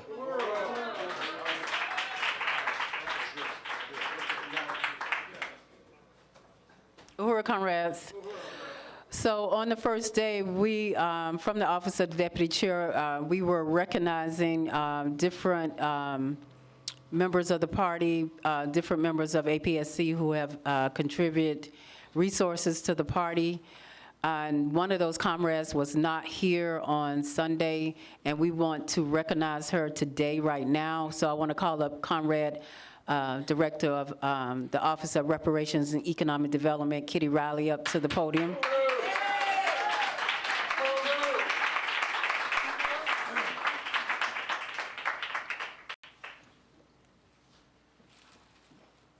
Uhuru, Deputy Chair, thank you very much.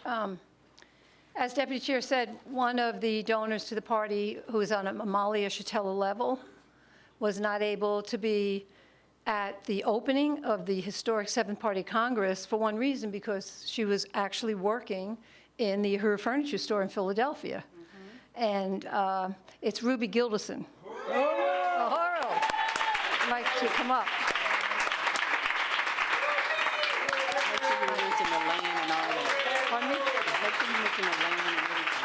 Uhuru, I just want to say a few words, in appreciation for your stance of reparations and solidarity with the African People's Solidarity Committee, Socialist Party. I met Ruby, we joined really around the same year. You lived in Portland. You grew up in Portland, Oregon. I was living in Eugene, Oregon. And it's really interesting how the world is small, because Allison Haney, APSC Secretary General, lived on a commune in Tennessee in the 70s, and so did Ruby. And so Allie organized Ruby, won Ruby to the movement.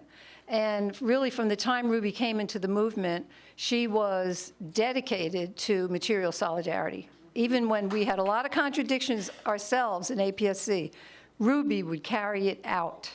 I'm thinking about that cooler with the meat in it coming back from Walnut Creek Street Fair.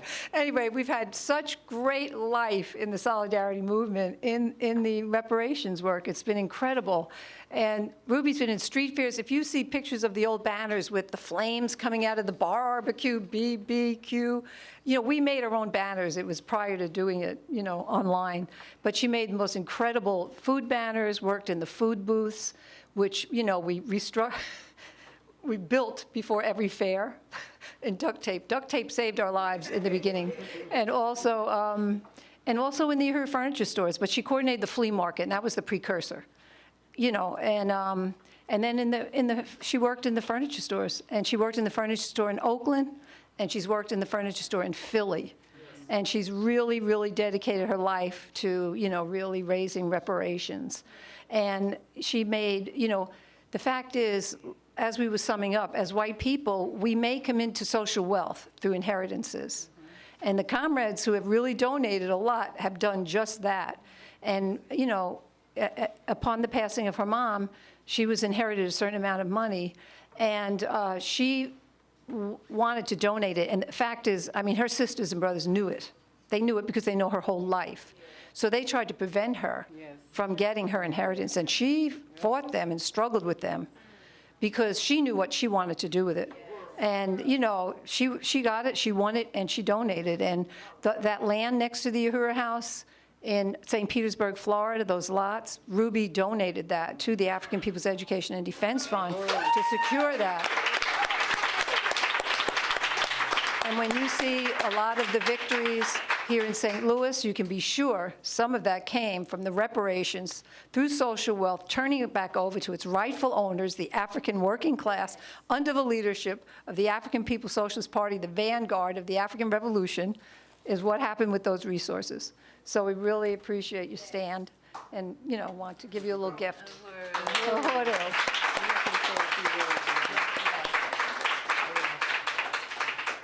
Uhuru, well, thank you so much. That was really generous, what you said. And, you know, about the whole question of reparations, you know, I mean, the reality is my father was a Zionist thug and a capitalist pig, and I had the responsibility to win those resources and turn them back to where they rightfully belong because they were stolen, you know, from African people and from humanity. And, you know, I feel like I have a long way to go, you know, to live up to the stance of that has been set by the party. You know, I just appreciate so much the leadership of the chairman, DC Ona, the whole party, and the African People's Solidarity Committee. And it is my highest aspiration to win reparations for the movement for African power and freedom and self-determination. Yes. Unity through reparations. Uhuru. Oops. Putting this in my... Uhuru, do I have a mic? Yes. Uhuru. Yeah, I just wanted to say, I met Comrade Ruby in Eugene, Oregon. I went there to participate in some kind of event, and I was staying at the House of the Solidarity Movements. I was standing up in this room, sort of like an attic, that looked down at a backyard. And I saw this person, you know, come running into the backyard, throw a mattress down on the ground, jump on the mattress, do some kind of calisthenics, jump off the mattress, and run away. And that was my first view of Ruby, who also is an amazing comedian. That's how she used to make a living, being a comedian and what have you. I think she used to be Barbara Walters or somebody like that, or was it? And I just want everybody to understand that Ruby's participation has not been one of just waiting to her relatives to die so she could give money away.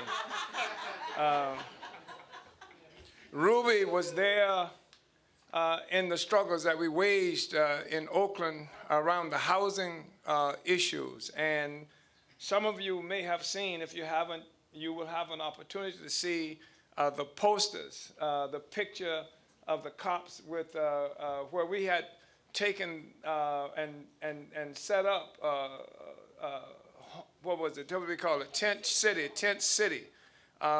in this park that the city had reserved for Africans to sleep in the bushes, homeless Africans sleep in the bushes and all these other things. And we had gone in there, we'd taken it over, organized the homeless people who lived there, had a food feeding program, and a number of other things, and we were building a tent city. And we initiated the tent city for the homeless. The police came with every mode of transportation they had, and helicopters, horsebacks, everything else, and they attacked it and tore the tent down. And Ruby was one that you can see with the pigs with her arm twisted behind her back, and yoked up, and on one occasion flat on the ground with the knees in her back and what have you. And she was an incredibly important soldier.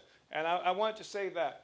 It's not to say that it's without contradictions, because there have been contradictions and continue to be with Comrade Ruby, who's made this incredible stance.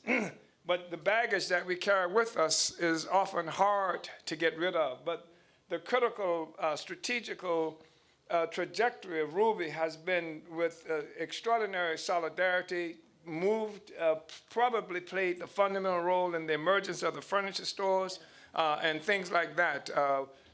So I just wanted to acknowledge this comrade who has been a really important force in this movement before a relative died, before any of the relatives died that we are aware of. I wanted people to know that. Uhuru.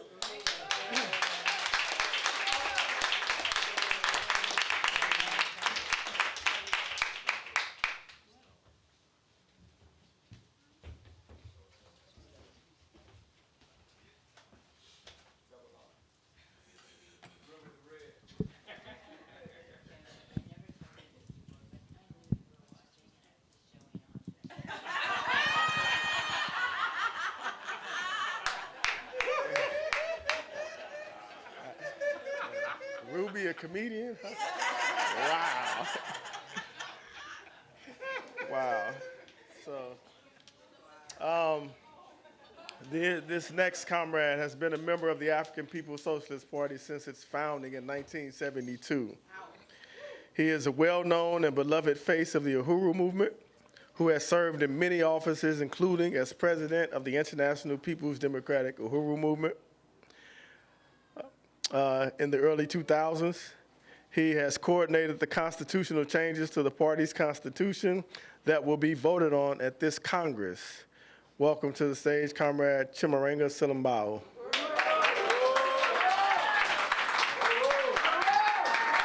Uhuru.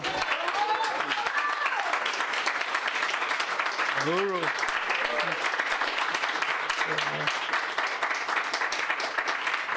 Uhuru. So if you looked at your program, that is, we're going to make some changes in the program. We have 2 former party members who were expelled who are going to have hearings at this Congress. Diop Olugbala and Walia Brooks have submitted appeals to their expulsions. Diop was expelled in 2014 and Walia was expelled in 2015. We're going to have, we instituted a reinstatement commission to look at the documents from those expulsions, and the Congress is the place, or the highest body of the African People's Socialist Party, and that is the place where people have to make their case for reinstatement to the Congress. But we designed a process where much of the evidence would be looked at, and an opportunity for people to make comments on these submissions for appeal and reinstatement. And we will open up the floor shortly, but I did want to invite members of the Reinstatement Commission to come forward. That's Chiwaniso and Haas, Ikinge, Malele. And Chiwaniso is the secretary of the Reinstatement Commission. Haas participated in gathering some of the research. So everybody played a vital role in looking at what was being presented to us in terms of, and K-Fing, Omowala K-Fing, I can't forget K-Fing. K-Fing is, K-Fing is also a member of the Reinstatement Commission. He will not be able to be here today. He had to leave the other day. but he also played a vital role in looking at this evidence. What the Reinstatement Commission did is created a overview and protocol for these submissions, what should be in these submissions. And I want to read that so everybody will understand, then you can put into context the statements that you're going to hear. We're going to read the statement that Diop Olubala sent in, but we want you to know what those statements were, what we were asking of those statements, what they should contain. And I'm going to read the protocol for reinstatement. And before I do that, I just want to, I just want to express my appreciation to the chairman for his leadership and DC Ona for what she has done in this city, but for the whole party. And I think that helps to contextualize the standards that we're setting for the African People's Socialist Party. It's not like yesterday. It's a new day. The party has stepped leaps and bounds since Saturday, October the 6th. We made a great leap, one giant step for mankind. So, hey, well, the white people can say it, I can say it too.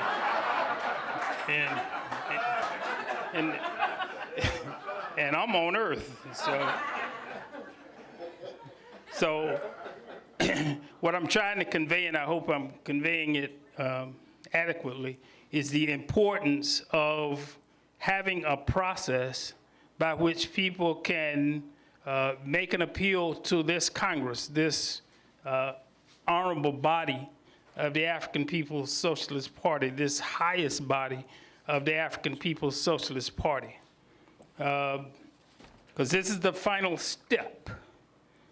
People make appeals to the next highest body, and that could be a regional organization, and in this instance, these forces are now, if they, once they decided they wanted to appeal, their place of appeal and process of appeal would be to appeal to the African People's Socialist Party Congress.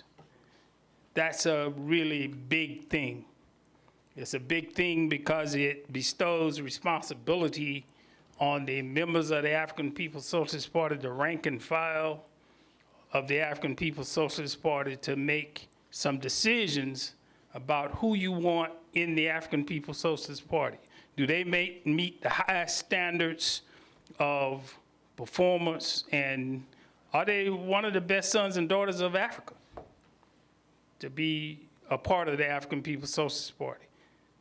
That's effectively what has to be decided. That vote will come tomorrow, but you will hear today the basis for what we looked at, and some of the documents we looked at. You also hear the charges that were made against Diop when he was expelled in 2014. That document, those charges will be read by Chiwaniso, and she will also read the statement that Diop sent in as his appeal submission. But before she does that, I want to, and then the floor is going to be opened up for discussion.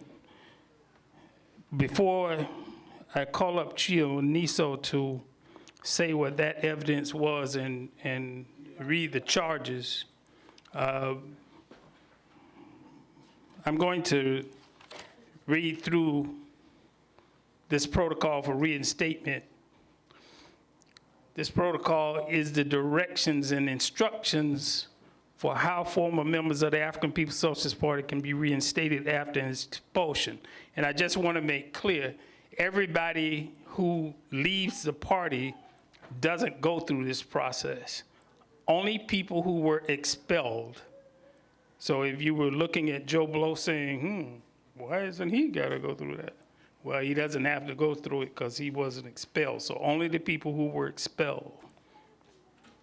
This protocol is intended to instruct both the Reinstatement Commission and the former member on the process of reinstatement of expelled members.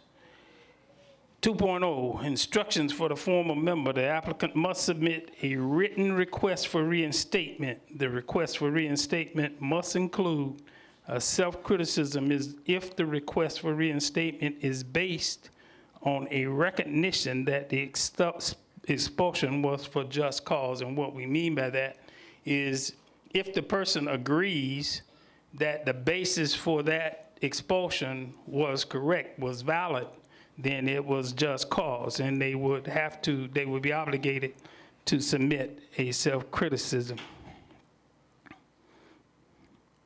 If the reinstatement request is based on a no just cause challenge, then no self-criticism is required. So if somebody appeals and they say, well, this was an invalid expulsion, there was all kinds of things wrong with it, they lied on me, it wasn't the truth, I want to challenge that, then they wouldn't require a self-criticism. However, they would have to, in addition, an overview of the applicant's political activities since the expulsion, an explanation of the political basis for the error. All of this comes with a just cause explanation, and of course, what led to the expulsion must be included in the submission. And I want people to hear that, because you're going to hear the statement that was submitted by Diop. In addition, the applicant must state the basis for why they should be reinstated. For example, the basis for the request for reinstatement is that I was not guilty of the allegations made in the charges to expel, and then go on to give evidence proving that point. Another example, the basis for my request is that I have addressed and corrected the errors that led to my expulsion. Then the applicant will elaborate on how they've addressed those contradictions, bad tendencies, or errors that occurred. How they've overturned the contradiction. In addition, the applicant must explain the political basis for the error that led to the expulsion. So it's required. What caused this error? What was the basis for the error that led to you being expelled? All of these things that I just named are a part of the applicant's submission. The applicant will submit the request for reinstatement to the Secretary General. If the applicant wants to appear before the commission in person, the request to appear in person must be stated. Diop was here earlier, and there was some mix-up about the days, and he did have to go back, but he is appearing via this platform. The applicant may also call witnesses, and the commission can also call witnesses. The Reinstatement Commission can call witnesses to enhance its ability to make an informed judgment as to what whether the applicant should be reinstated. The applicant may include a request to review the evidence in the expulsion if the expulsion is being challenged for not being for just cause. So we had a discretion to release that evidence, and the Reinstatement Commission will be empowered to make recommendations whether a request for reinstatement is approved to go to the Congress floor, and this is the Congress floor. It will not go to the Congress floor if it's rejected. So once the Congress makes a decision, no other submissions will be accepted from that applicant. They wouldn't be able to reapply unless there's some exception. They wouldn't be able to reapply if it's rejected until 2022, during the next party Congress. The applicant is not required to appear in person. However, if the applicant will be in attendance at Congress, they must notify in that request. If the reinstatement of the applicant is accepted, the commission may require a background check. That's for security reasons. Sometimes people stay out of an organization for a long time. We have the right to make sure who it is that's coming back if we allow that. So the reinstatement commission is 5.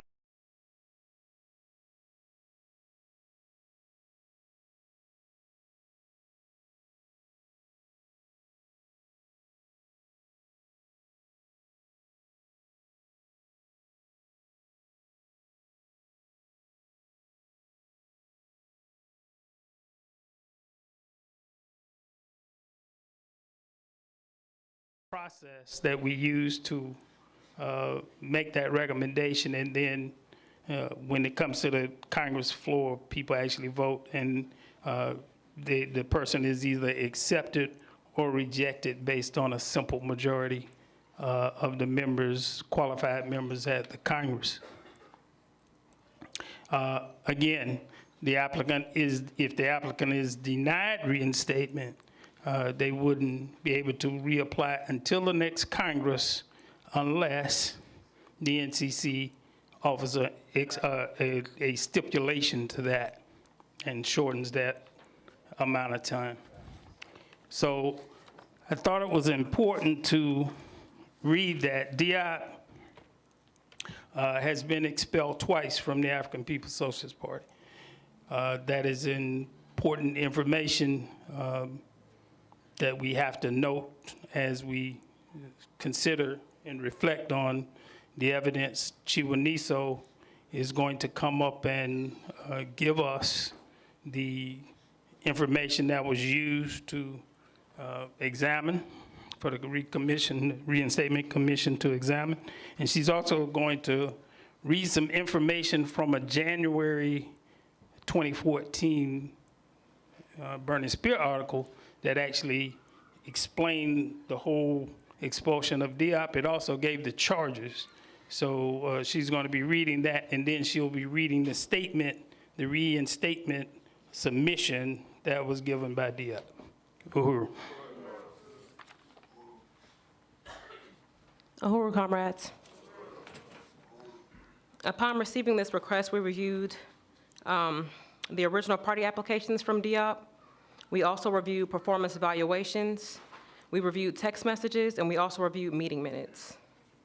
I'm going to start with reading the expulsion reason for Diop that can be located in Uhuru News, and it's the January 9, 2014 edition, if anybody is interested in reading along. On December 3, 2013, the African People's Socialist Party expelled International People's Democratic Uhuru Movement and PDM President Diop Olubala from the ranks of the party and removed him from the position of president of PDM. Diop had been a member of the Central Committee for 3 years and had become well known for boldness among the members and supporters of the APSP and PDM. However, Comrade Diop has also displayed serious contradictions. These contradictions revolve around the oppression of African women and sometimes a hostile stance toward other comrades. The APSP takes violations of the party rules of discipline and our Constitution and policies very seriously.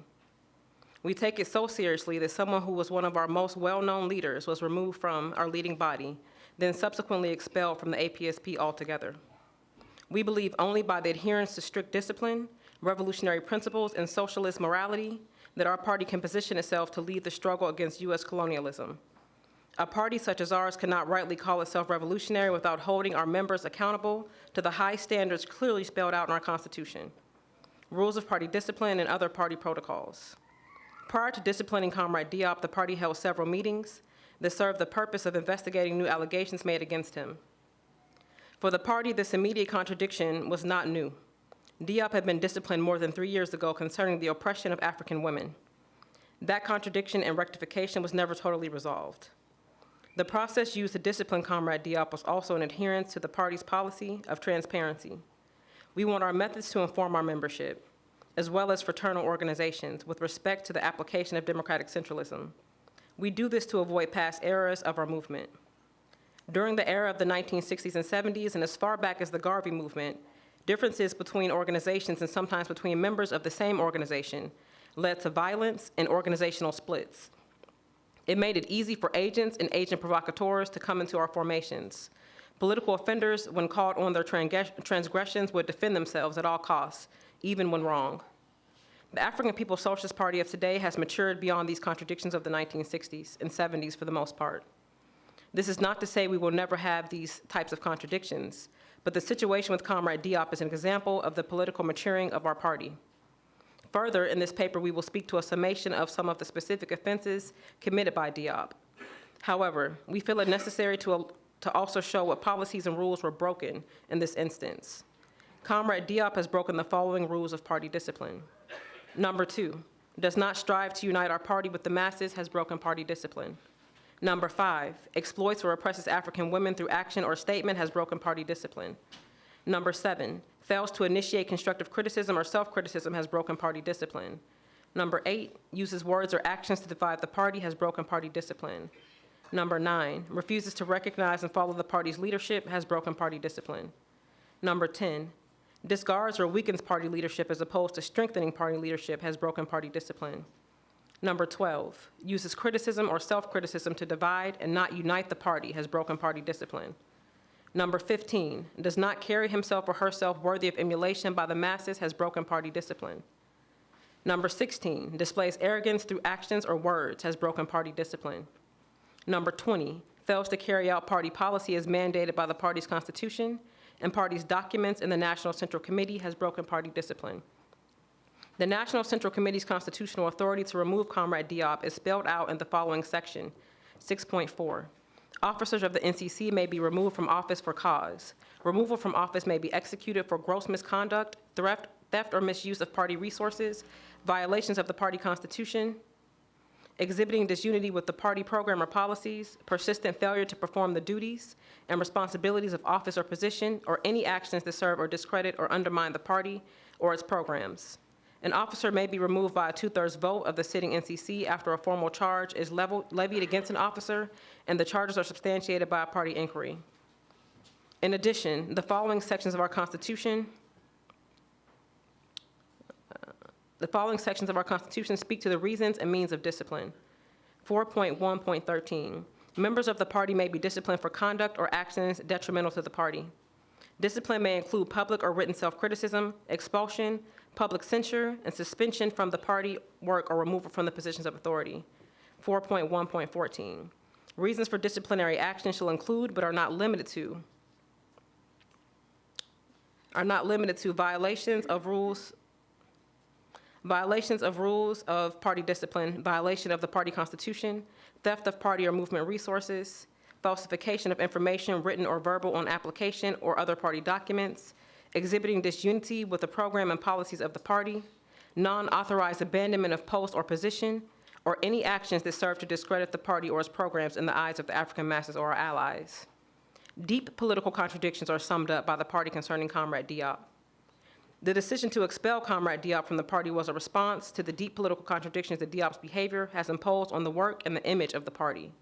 The contradictions concerning Comrade Diop's behavior and actions that precipitated his expulsion from the party are myriad. However, these offenses can be narrowed down to their core. Some of these contradictions have been addressed in previous disciplinary actions against Comrade Diop as far back as 2010. Comrade Diop's ongoing tendency to engage in the oppression of African women is but one of the issues. The principles on which the party has based its existence, one of which is to end the special oppression of African women, has been violated by Comrade Diop repeatedly. Diop was able to hide this contradiction under the guise of transforming his behavior. Recent complaints made against Diop by women supporters of the party helped to expose the fact that Comrade Diop was essentially engaging in the same oppressive behavior against African women just under the cover of honest and open relationships. Since these new complaints surfaced, Comrade Diop had come under steady and consistent criticism from the party for its consistent practice of forming detrimental and organizationally disruptive relationships with the same women he is responsible for organizing into the movement. While having subjective relationships is not necessarily a contradiction, The fact that many of these relationships will consistently result in women leaving the ranks of the party and their movement is a major problem. Diop has used the power of his authority in the party as an attractor, bringing women into primary relationships with him as opposed to the party and our politics. He would engage in criticisms with comrades that did not distinguish antagonistic contradictions, those between the people and the imperialists from non-antagonistic contradictions between the people. Antagonistic contradictions can only be resolved by the defeat of imperialists and imperialism. Non-antagonistic contradictions are resolved by persuasion and education. Comrade Diop's actions have been consistent with the worldview of the imperialists. He displayed no respect for or confidence in the African working class to be organized for our own liberation. He has displayed a neocolonial line that would attempt to turn the party into a vehicle through which the interests of the petty bourgeoisie could be advanced. This stance of no confidence in the masses is evident in his priority to sleep with African women over developing these women politically. This stance is also evident in his refusal to criticize his comrades in a principled and constructive manner so as to win the comrades to a deeper understanding of the world and the theory of African internationalism. An important lesson that Comrade Diop has not internalized is the members, cadres, and leaders of the party that we create will be a reflection of the type of society that we are trying to build. We have no interest in a society based on bullying, oppression, individualism, and all other bourgeois social characteristics Diop displayed through his conduct. The society we are attempting to create is a society that is governed by the workers, the creators of all wealth and value in society. Therefore, the revolution cannot succeed if the masses are not engaged in the revolutionary process. And we cannot win the masses if our leaders and organizers like Comrade Diop are not struggling to unite the broad sectors of the African Revolution. This is a rather broad description of Comrade Diop's behavior that led to his expulsion. There is more, but our interest here is to inform our membership and the masses at large of the expulsion and the reason for the expulsion, not to destroy Diop Olubala or to serve him up as fodder for unprincipled attacks by our enemies, or that would breach the privacy of some of the persons affected by this comrade's conduct. Diop's actions violated every principle of discipline expected by party members and leaders, especially at this critical moment of imperialist crisis when so much is expected of the party. Uhuru.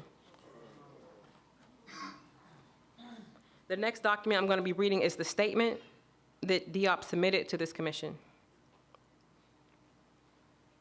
Uhuru, to whom it may concern, I am writing to request my reinstatement into the African People's Socialist Party. As you know, I was expelled from the party in 2014, shortly before the party's 6th Congress. Since then, I have given a lot of thought and reflection to my actions and tendencies which led to my expulsion. I have always and still do unite with the party's decision to expel me. Based on the circumstances, it was the correct thing to do.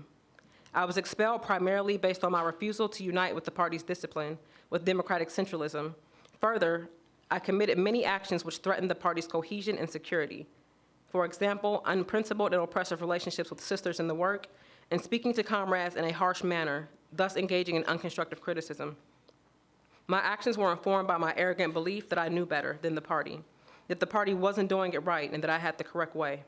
I must be self-critical of this stance. My arrogance surely set the revolutionary project back, as I had tremendous responsibility to move it forward with the skills and resources the party invested in me. Uhuru.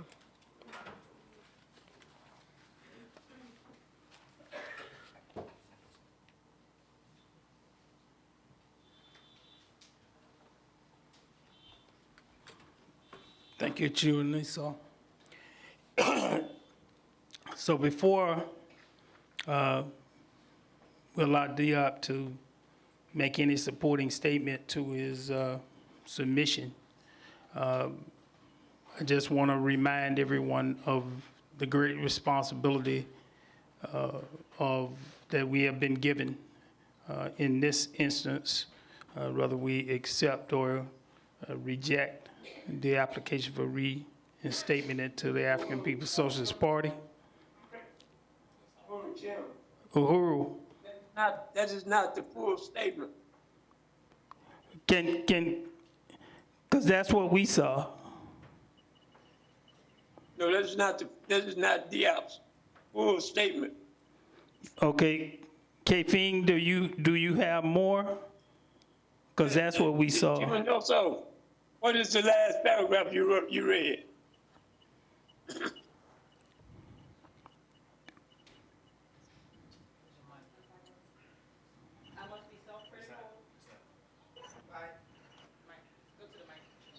You want to go?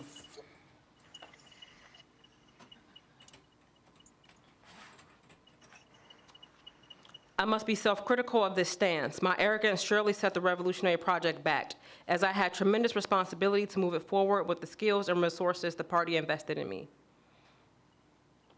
Okay, there is more.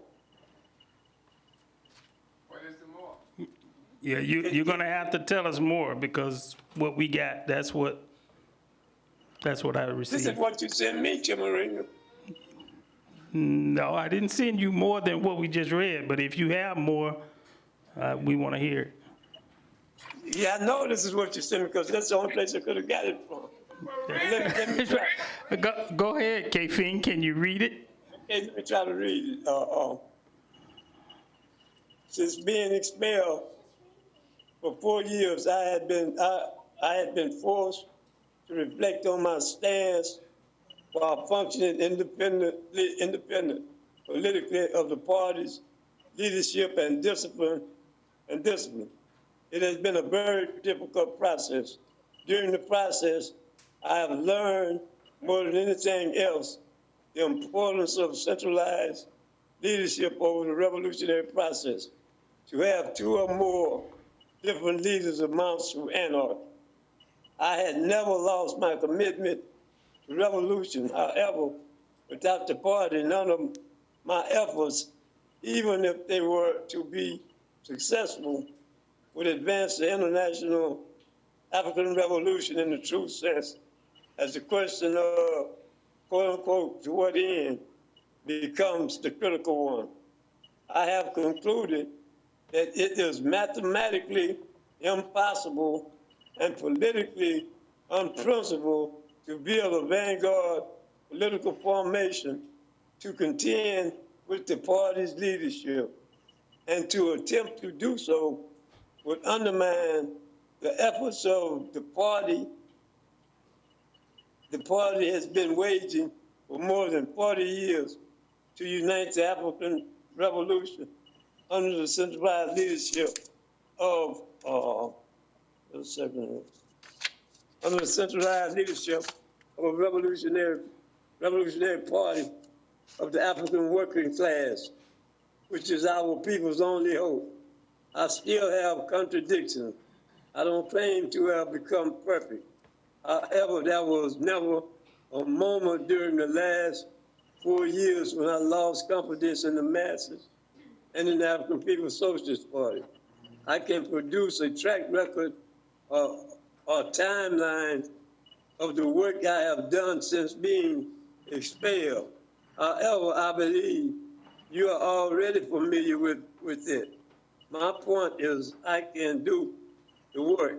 The difference now is that I am willing to submit to the will of the party. I simply ask that I be given an opportunity to prove myself to be one of Africa's best children, Uhuru Diop Olubala. Okay. Yeah, somehow that message got cut off, K-Fin. But, okay.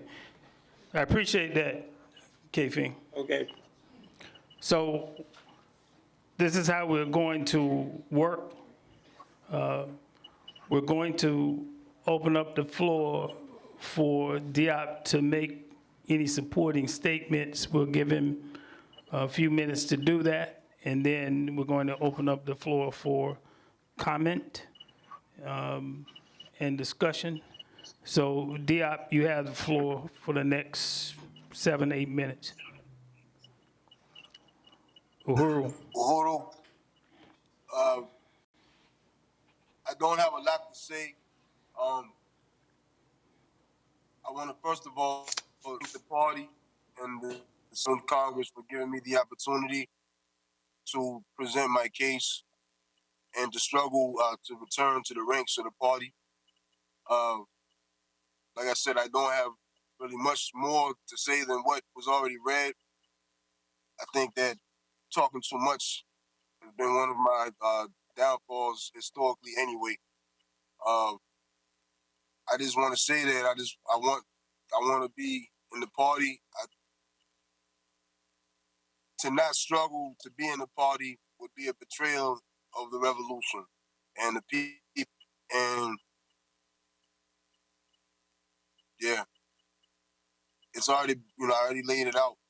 I want to struggle for my membership. I want to return to the African People's Socialist Party.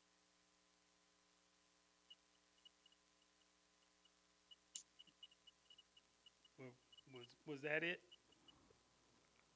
Yes. Okay. All right. I want to open up the floor for discussion.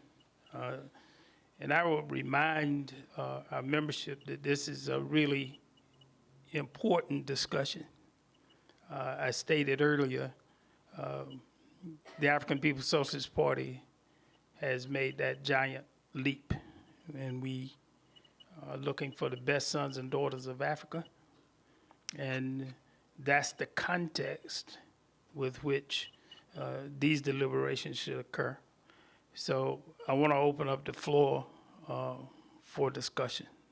If you can just raise your hand, we will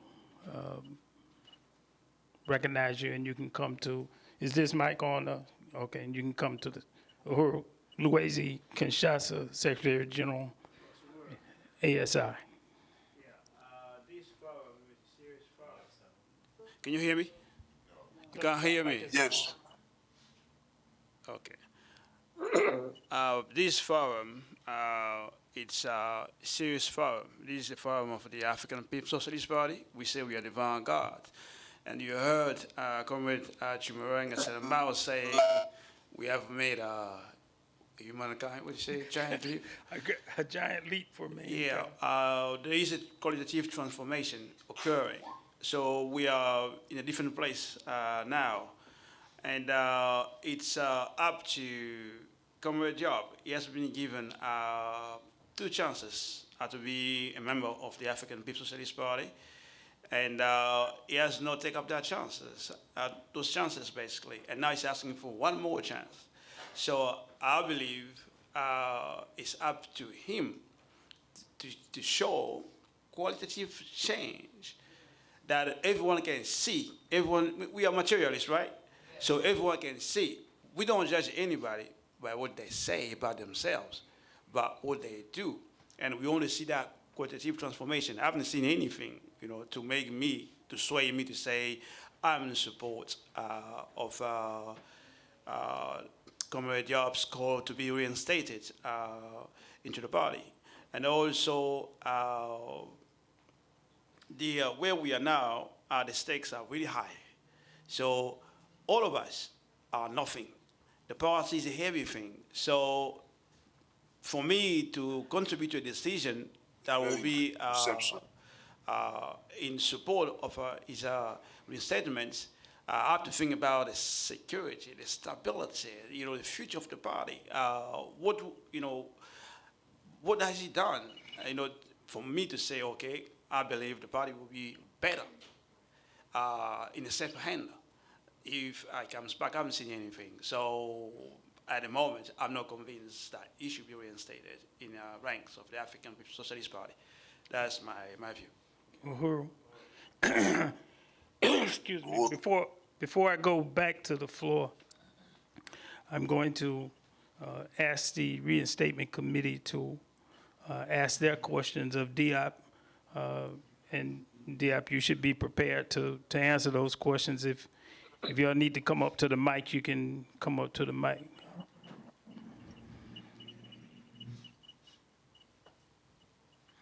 The first question I have for Comrade Diop is understanding the importance of the party, of the work that we do, of being expelled twice, the gravity of that, why he's not present to defend himself and to give that statement. Primarily because there's a mixture of one. As you know, I came a couple of days. I don't know, but I thought that the day for me to be there was the day that I arrived. And when I arrived, I looked at the program, and I also looked at the email again, and I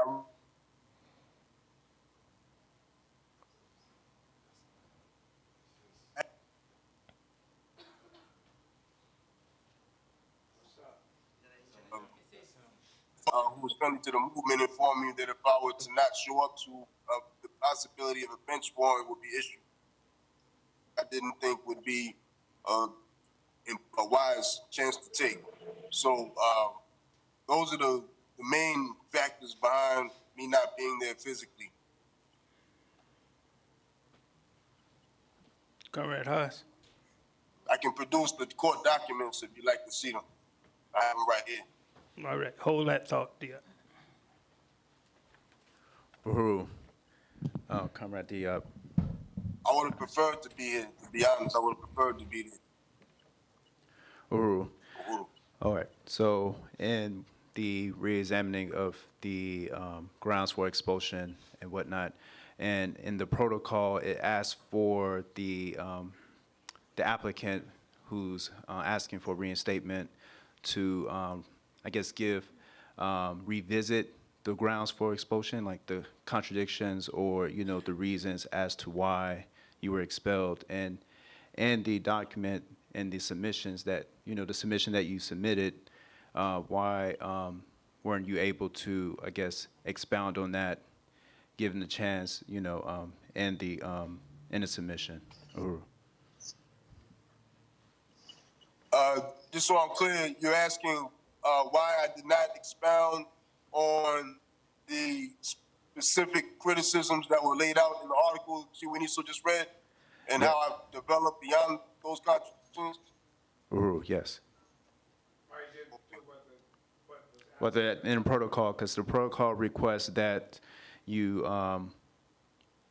that one, first you lay out that the just cause, and then expound on that as well, like the grounds to give the Reinstatement Commission on those contradictions. Why the reasons for expulsion, as to why, and then how you resolve them as well, like how you overturn them, reconcile those contradictions, or the qualitative change that has happened since, since those expulsions have taken, the expulsion took place. Uhuru. In terms of layout, Diop, you're breaking up. You're breaking up. I'm not sure what to do about that. Is it still bad? Is it? It's on his end. He needs to get into better reception area, perhaps.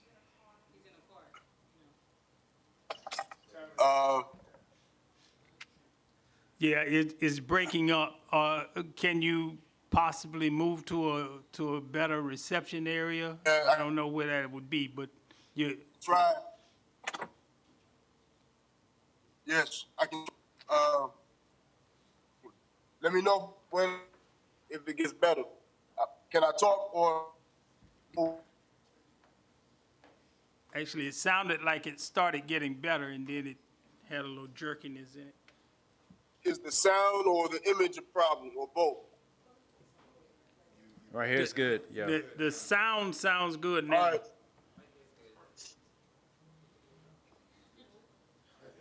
And then, When they were first issued, I never denied to have these contradictions. But yeah, I united with the criticism. And that's why I didn't really go into detail. And this was an error on my part, perhaps subjective, but because we have done this twice before, I didn't think party even wanted it. I thought that perhaps the primary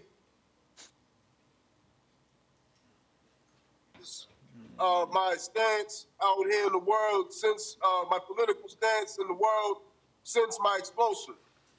And I don't know. I was asked to produce witnesses. I wasn't exactly sure what the purpose of that would have been, but I'm assuming that you've had the opportunity to talk to comrades who have worked with me and under my leadership in the Black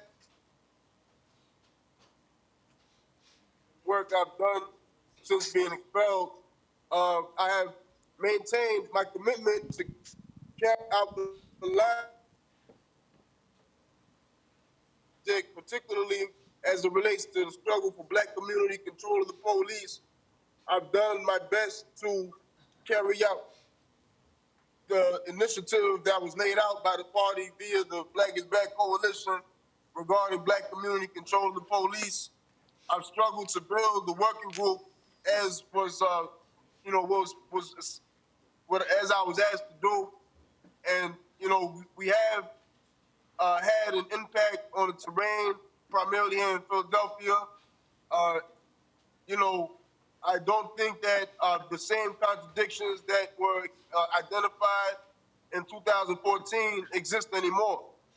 About the oppression of African women. I'm talking about the harsh treatment towards other comrades that was unwarranted, unjustified.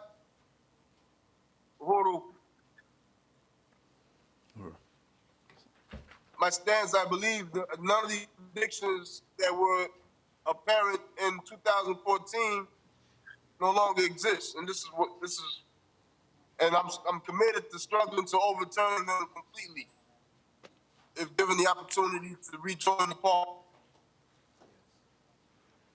Kinga.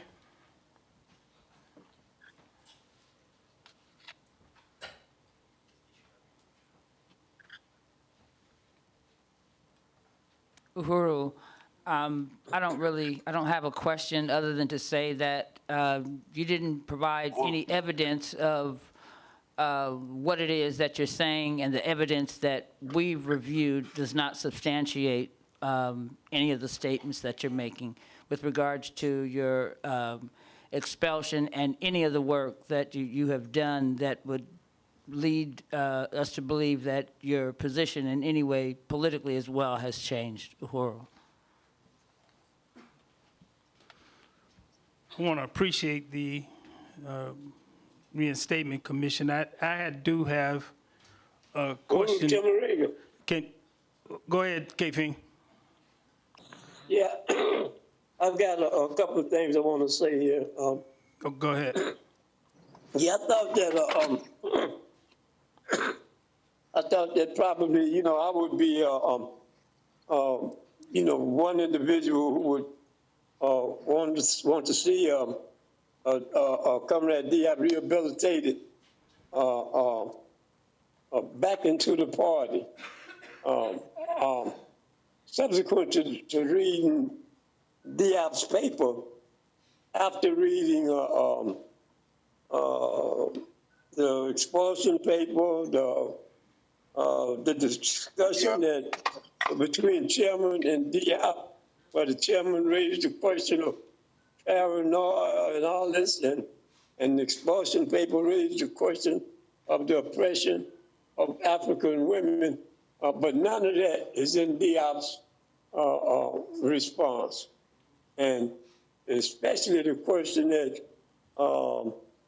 Chimonoso raised, that, and this is one thing that I used to love about the comrade, because I thought he had no stakes in imperialism, no stakes in the system whatsoever. So in other words, why is it that he's not there? So, but it bothers me that that the question of the oppression of African women is not addressed in this paper, because he only maybe a half a sentence on that, and he says, and further,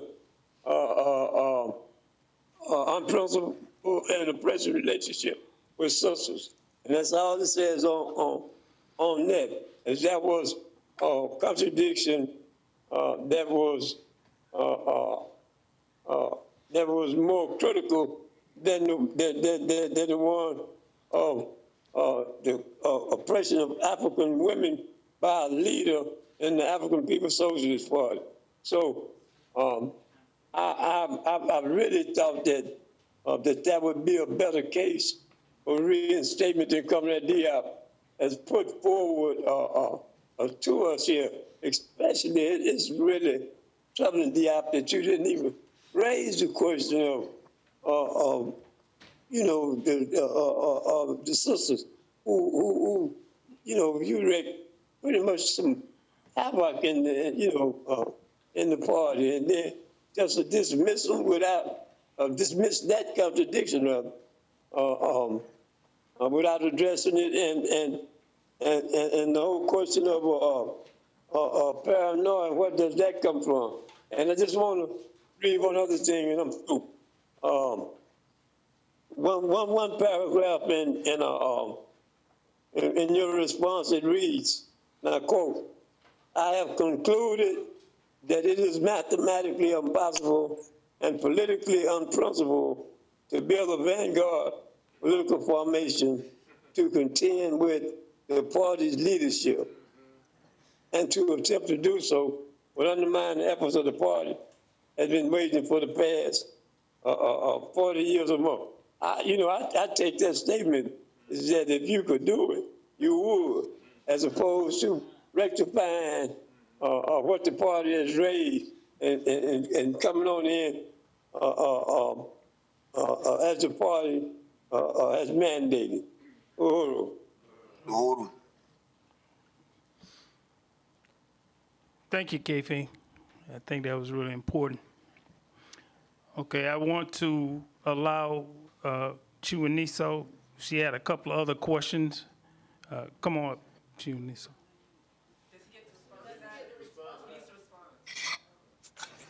Did you have a response to Kefi? I'm sorry, say it again. I was saying, did you have a response to what Kefi was saying? Well, I did because I was told that I had the option as well, and I laid out the other reasons. It would have been helpful if that was not the case, for it to have been said that you not being there would impact on the decision. But that I did. In terms of addressing the specific contradictions around oppression, the harming and of the comrades, again, we have been through this on a number of occasions, and I did not think that it would have helped me to go into an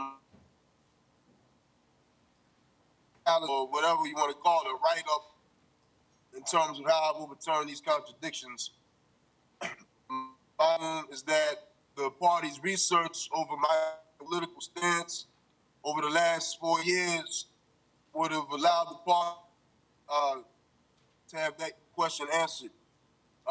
And if there are any questions or criticisms that would be necessary or appropriate in response to what this research has shown the party, I would be more than willing to address it. But what I'm saying is my work, I've done the work that I was asked to do. And not just that I was asked to do, because that kind of is consistent with empty or shallow or opportunistic kind of argument for being reinstated into the party.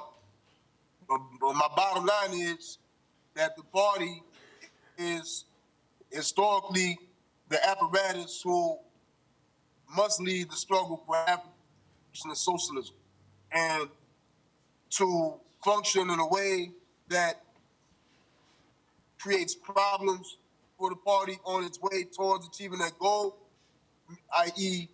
creating other organizations. Because if I'm not allowed in the party, as I did when I was first expelled from the party, the first thing I did was work to build another organization.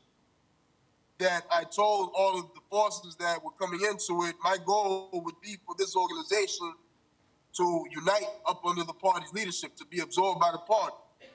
And at the moment that I was told that by the party that was not going to happen, I dissolved that organization. For the same reasons that I'm saying that it wouldn't work anyway. But what am I supposed to do? I'd be allowed to be in the party. And at the time, my thought was that, well, I can't just sit down and do nothing. So this is what I tried. And then later on in the process, I was asked to build Black Community Control Police for the Black is Back Coalition. And going on, that's what I've attempted to do. I don't know, in terms of the paranoia, I mean, that wasn't raised by Kate Fing, but it came up. So I'm to not. You know, much more to say. Y'all know who I am in this work. I've been rocking with the party since 2001. And for no other reason than because I unite with the. So, you know, I really don't have a lot to say. You know what I mean? I don't have a lot to say. I didn't think it would be cool for me to just walk away. The party has instilled in me a lot of training, you know what I'm saying? A lot of skills that I believe should be comrades up in the party. You know, that's really on my mind when I say I want to join the party. I don't think to just walk off, you know, as a regular person. So, you know, I wanted to continue to struggle. I don't know if this paranoia thing addressed it. I thought that was under the action, but. Can you repeat that? You thought that the question of paranoia was what? At times, I believe that there was a lot of unprincipled political on the, you know, in the same process that I was involved in. And I tried to address them in a principled way, you know. In times it resulted in me expelling or removing forces from, I'm talking about Black is Back work, from that work. Trying to keep the work moving forward. I treated the Black Community Control Police assignments, you know, dual leadership and things like this that reared their heads on a number of occasions. I attempted to address the criticism. Also, a faction in existence, not saying that the party is responsible for it, but there was a faction organized existence in the work that I was leading that was united on a subjective kind of bias against me. So that's where that comes from. I thought that being party would have been the best remedy for if it was, and to alleviate these that I had. Okay, I just want to get clarity. So you're saying there was inside the Black is Back, Black Community Control of the Police Committee, there was a faction of sisters who were conspiring against you? Is that what you're saying? No, I didn't say sisters. Okay. What? Forces. Okay. All right. So, go ahead. They were men and women. In fact,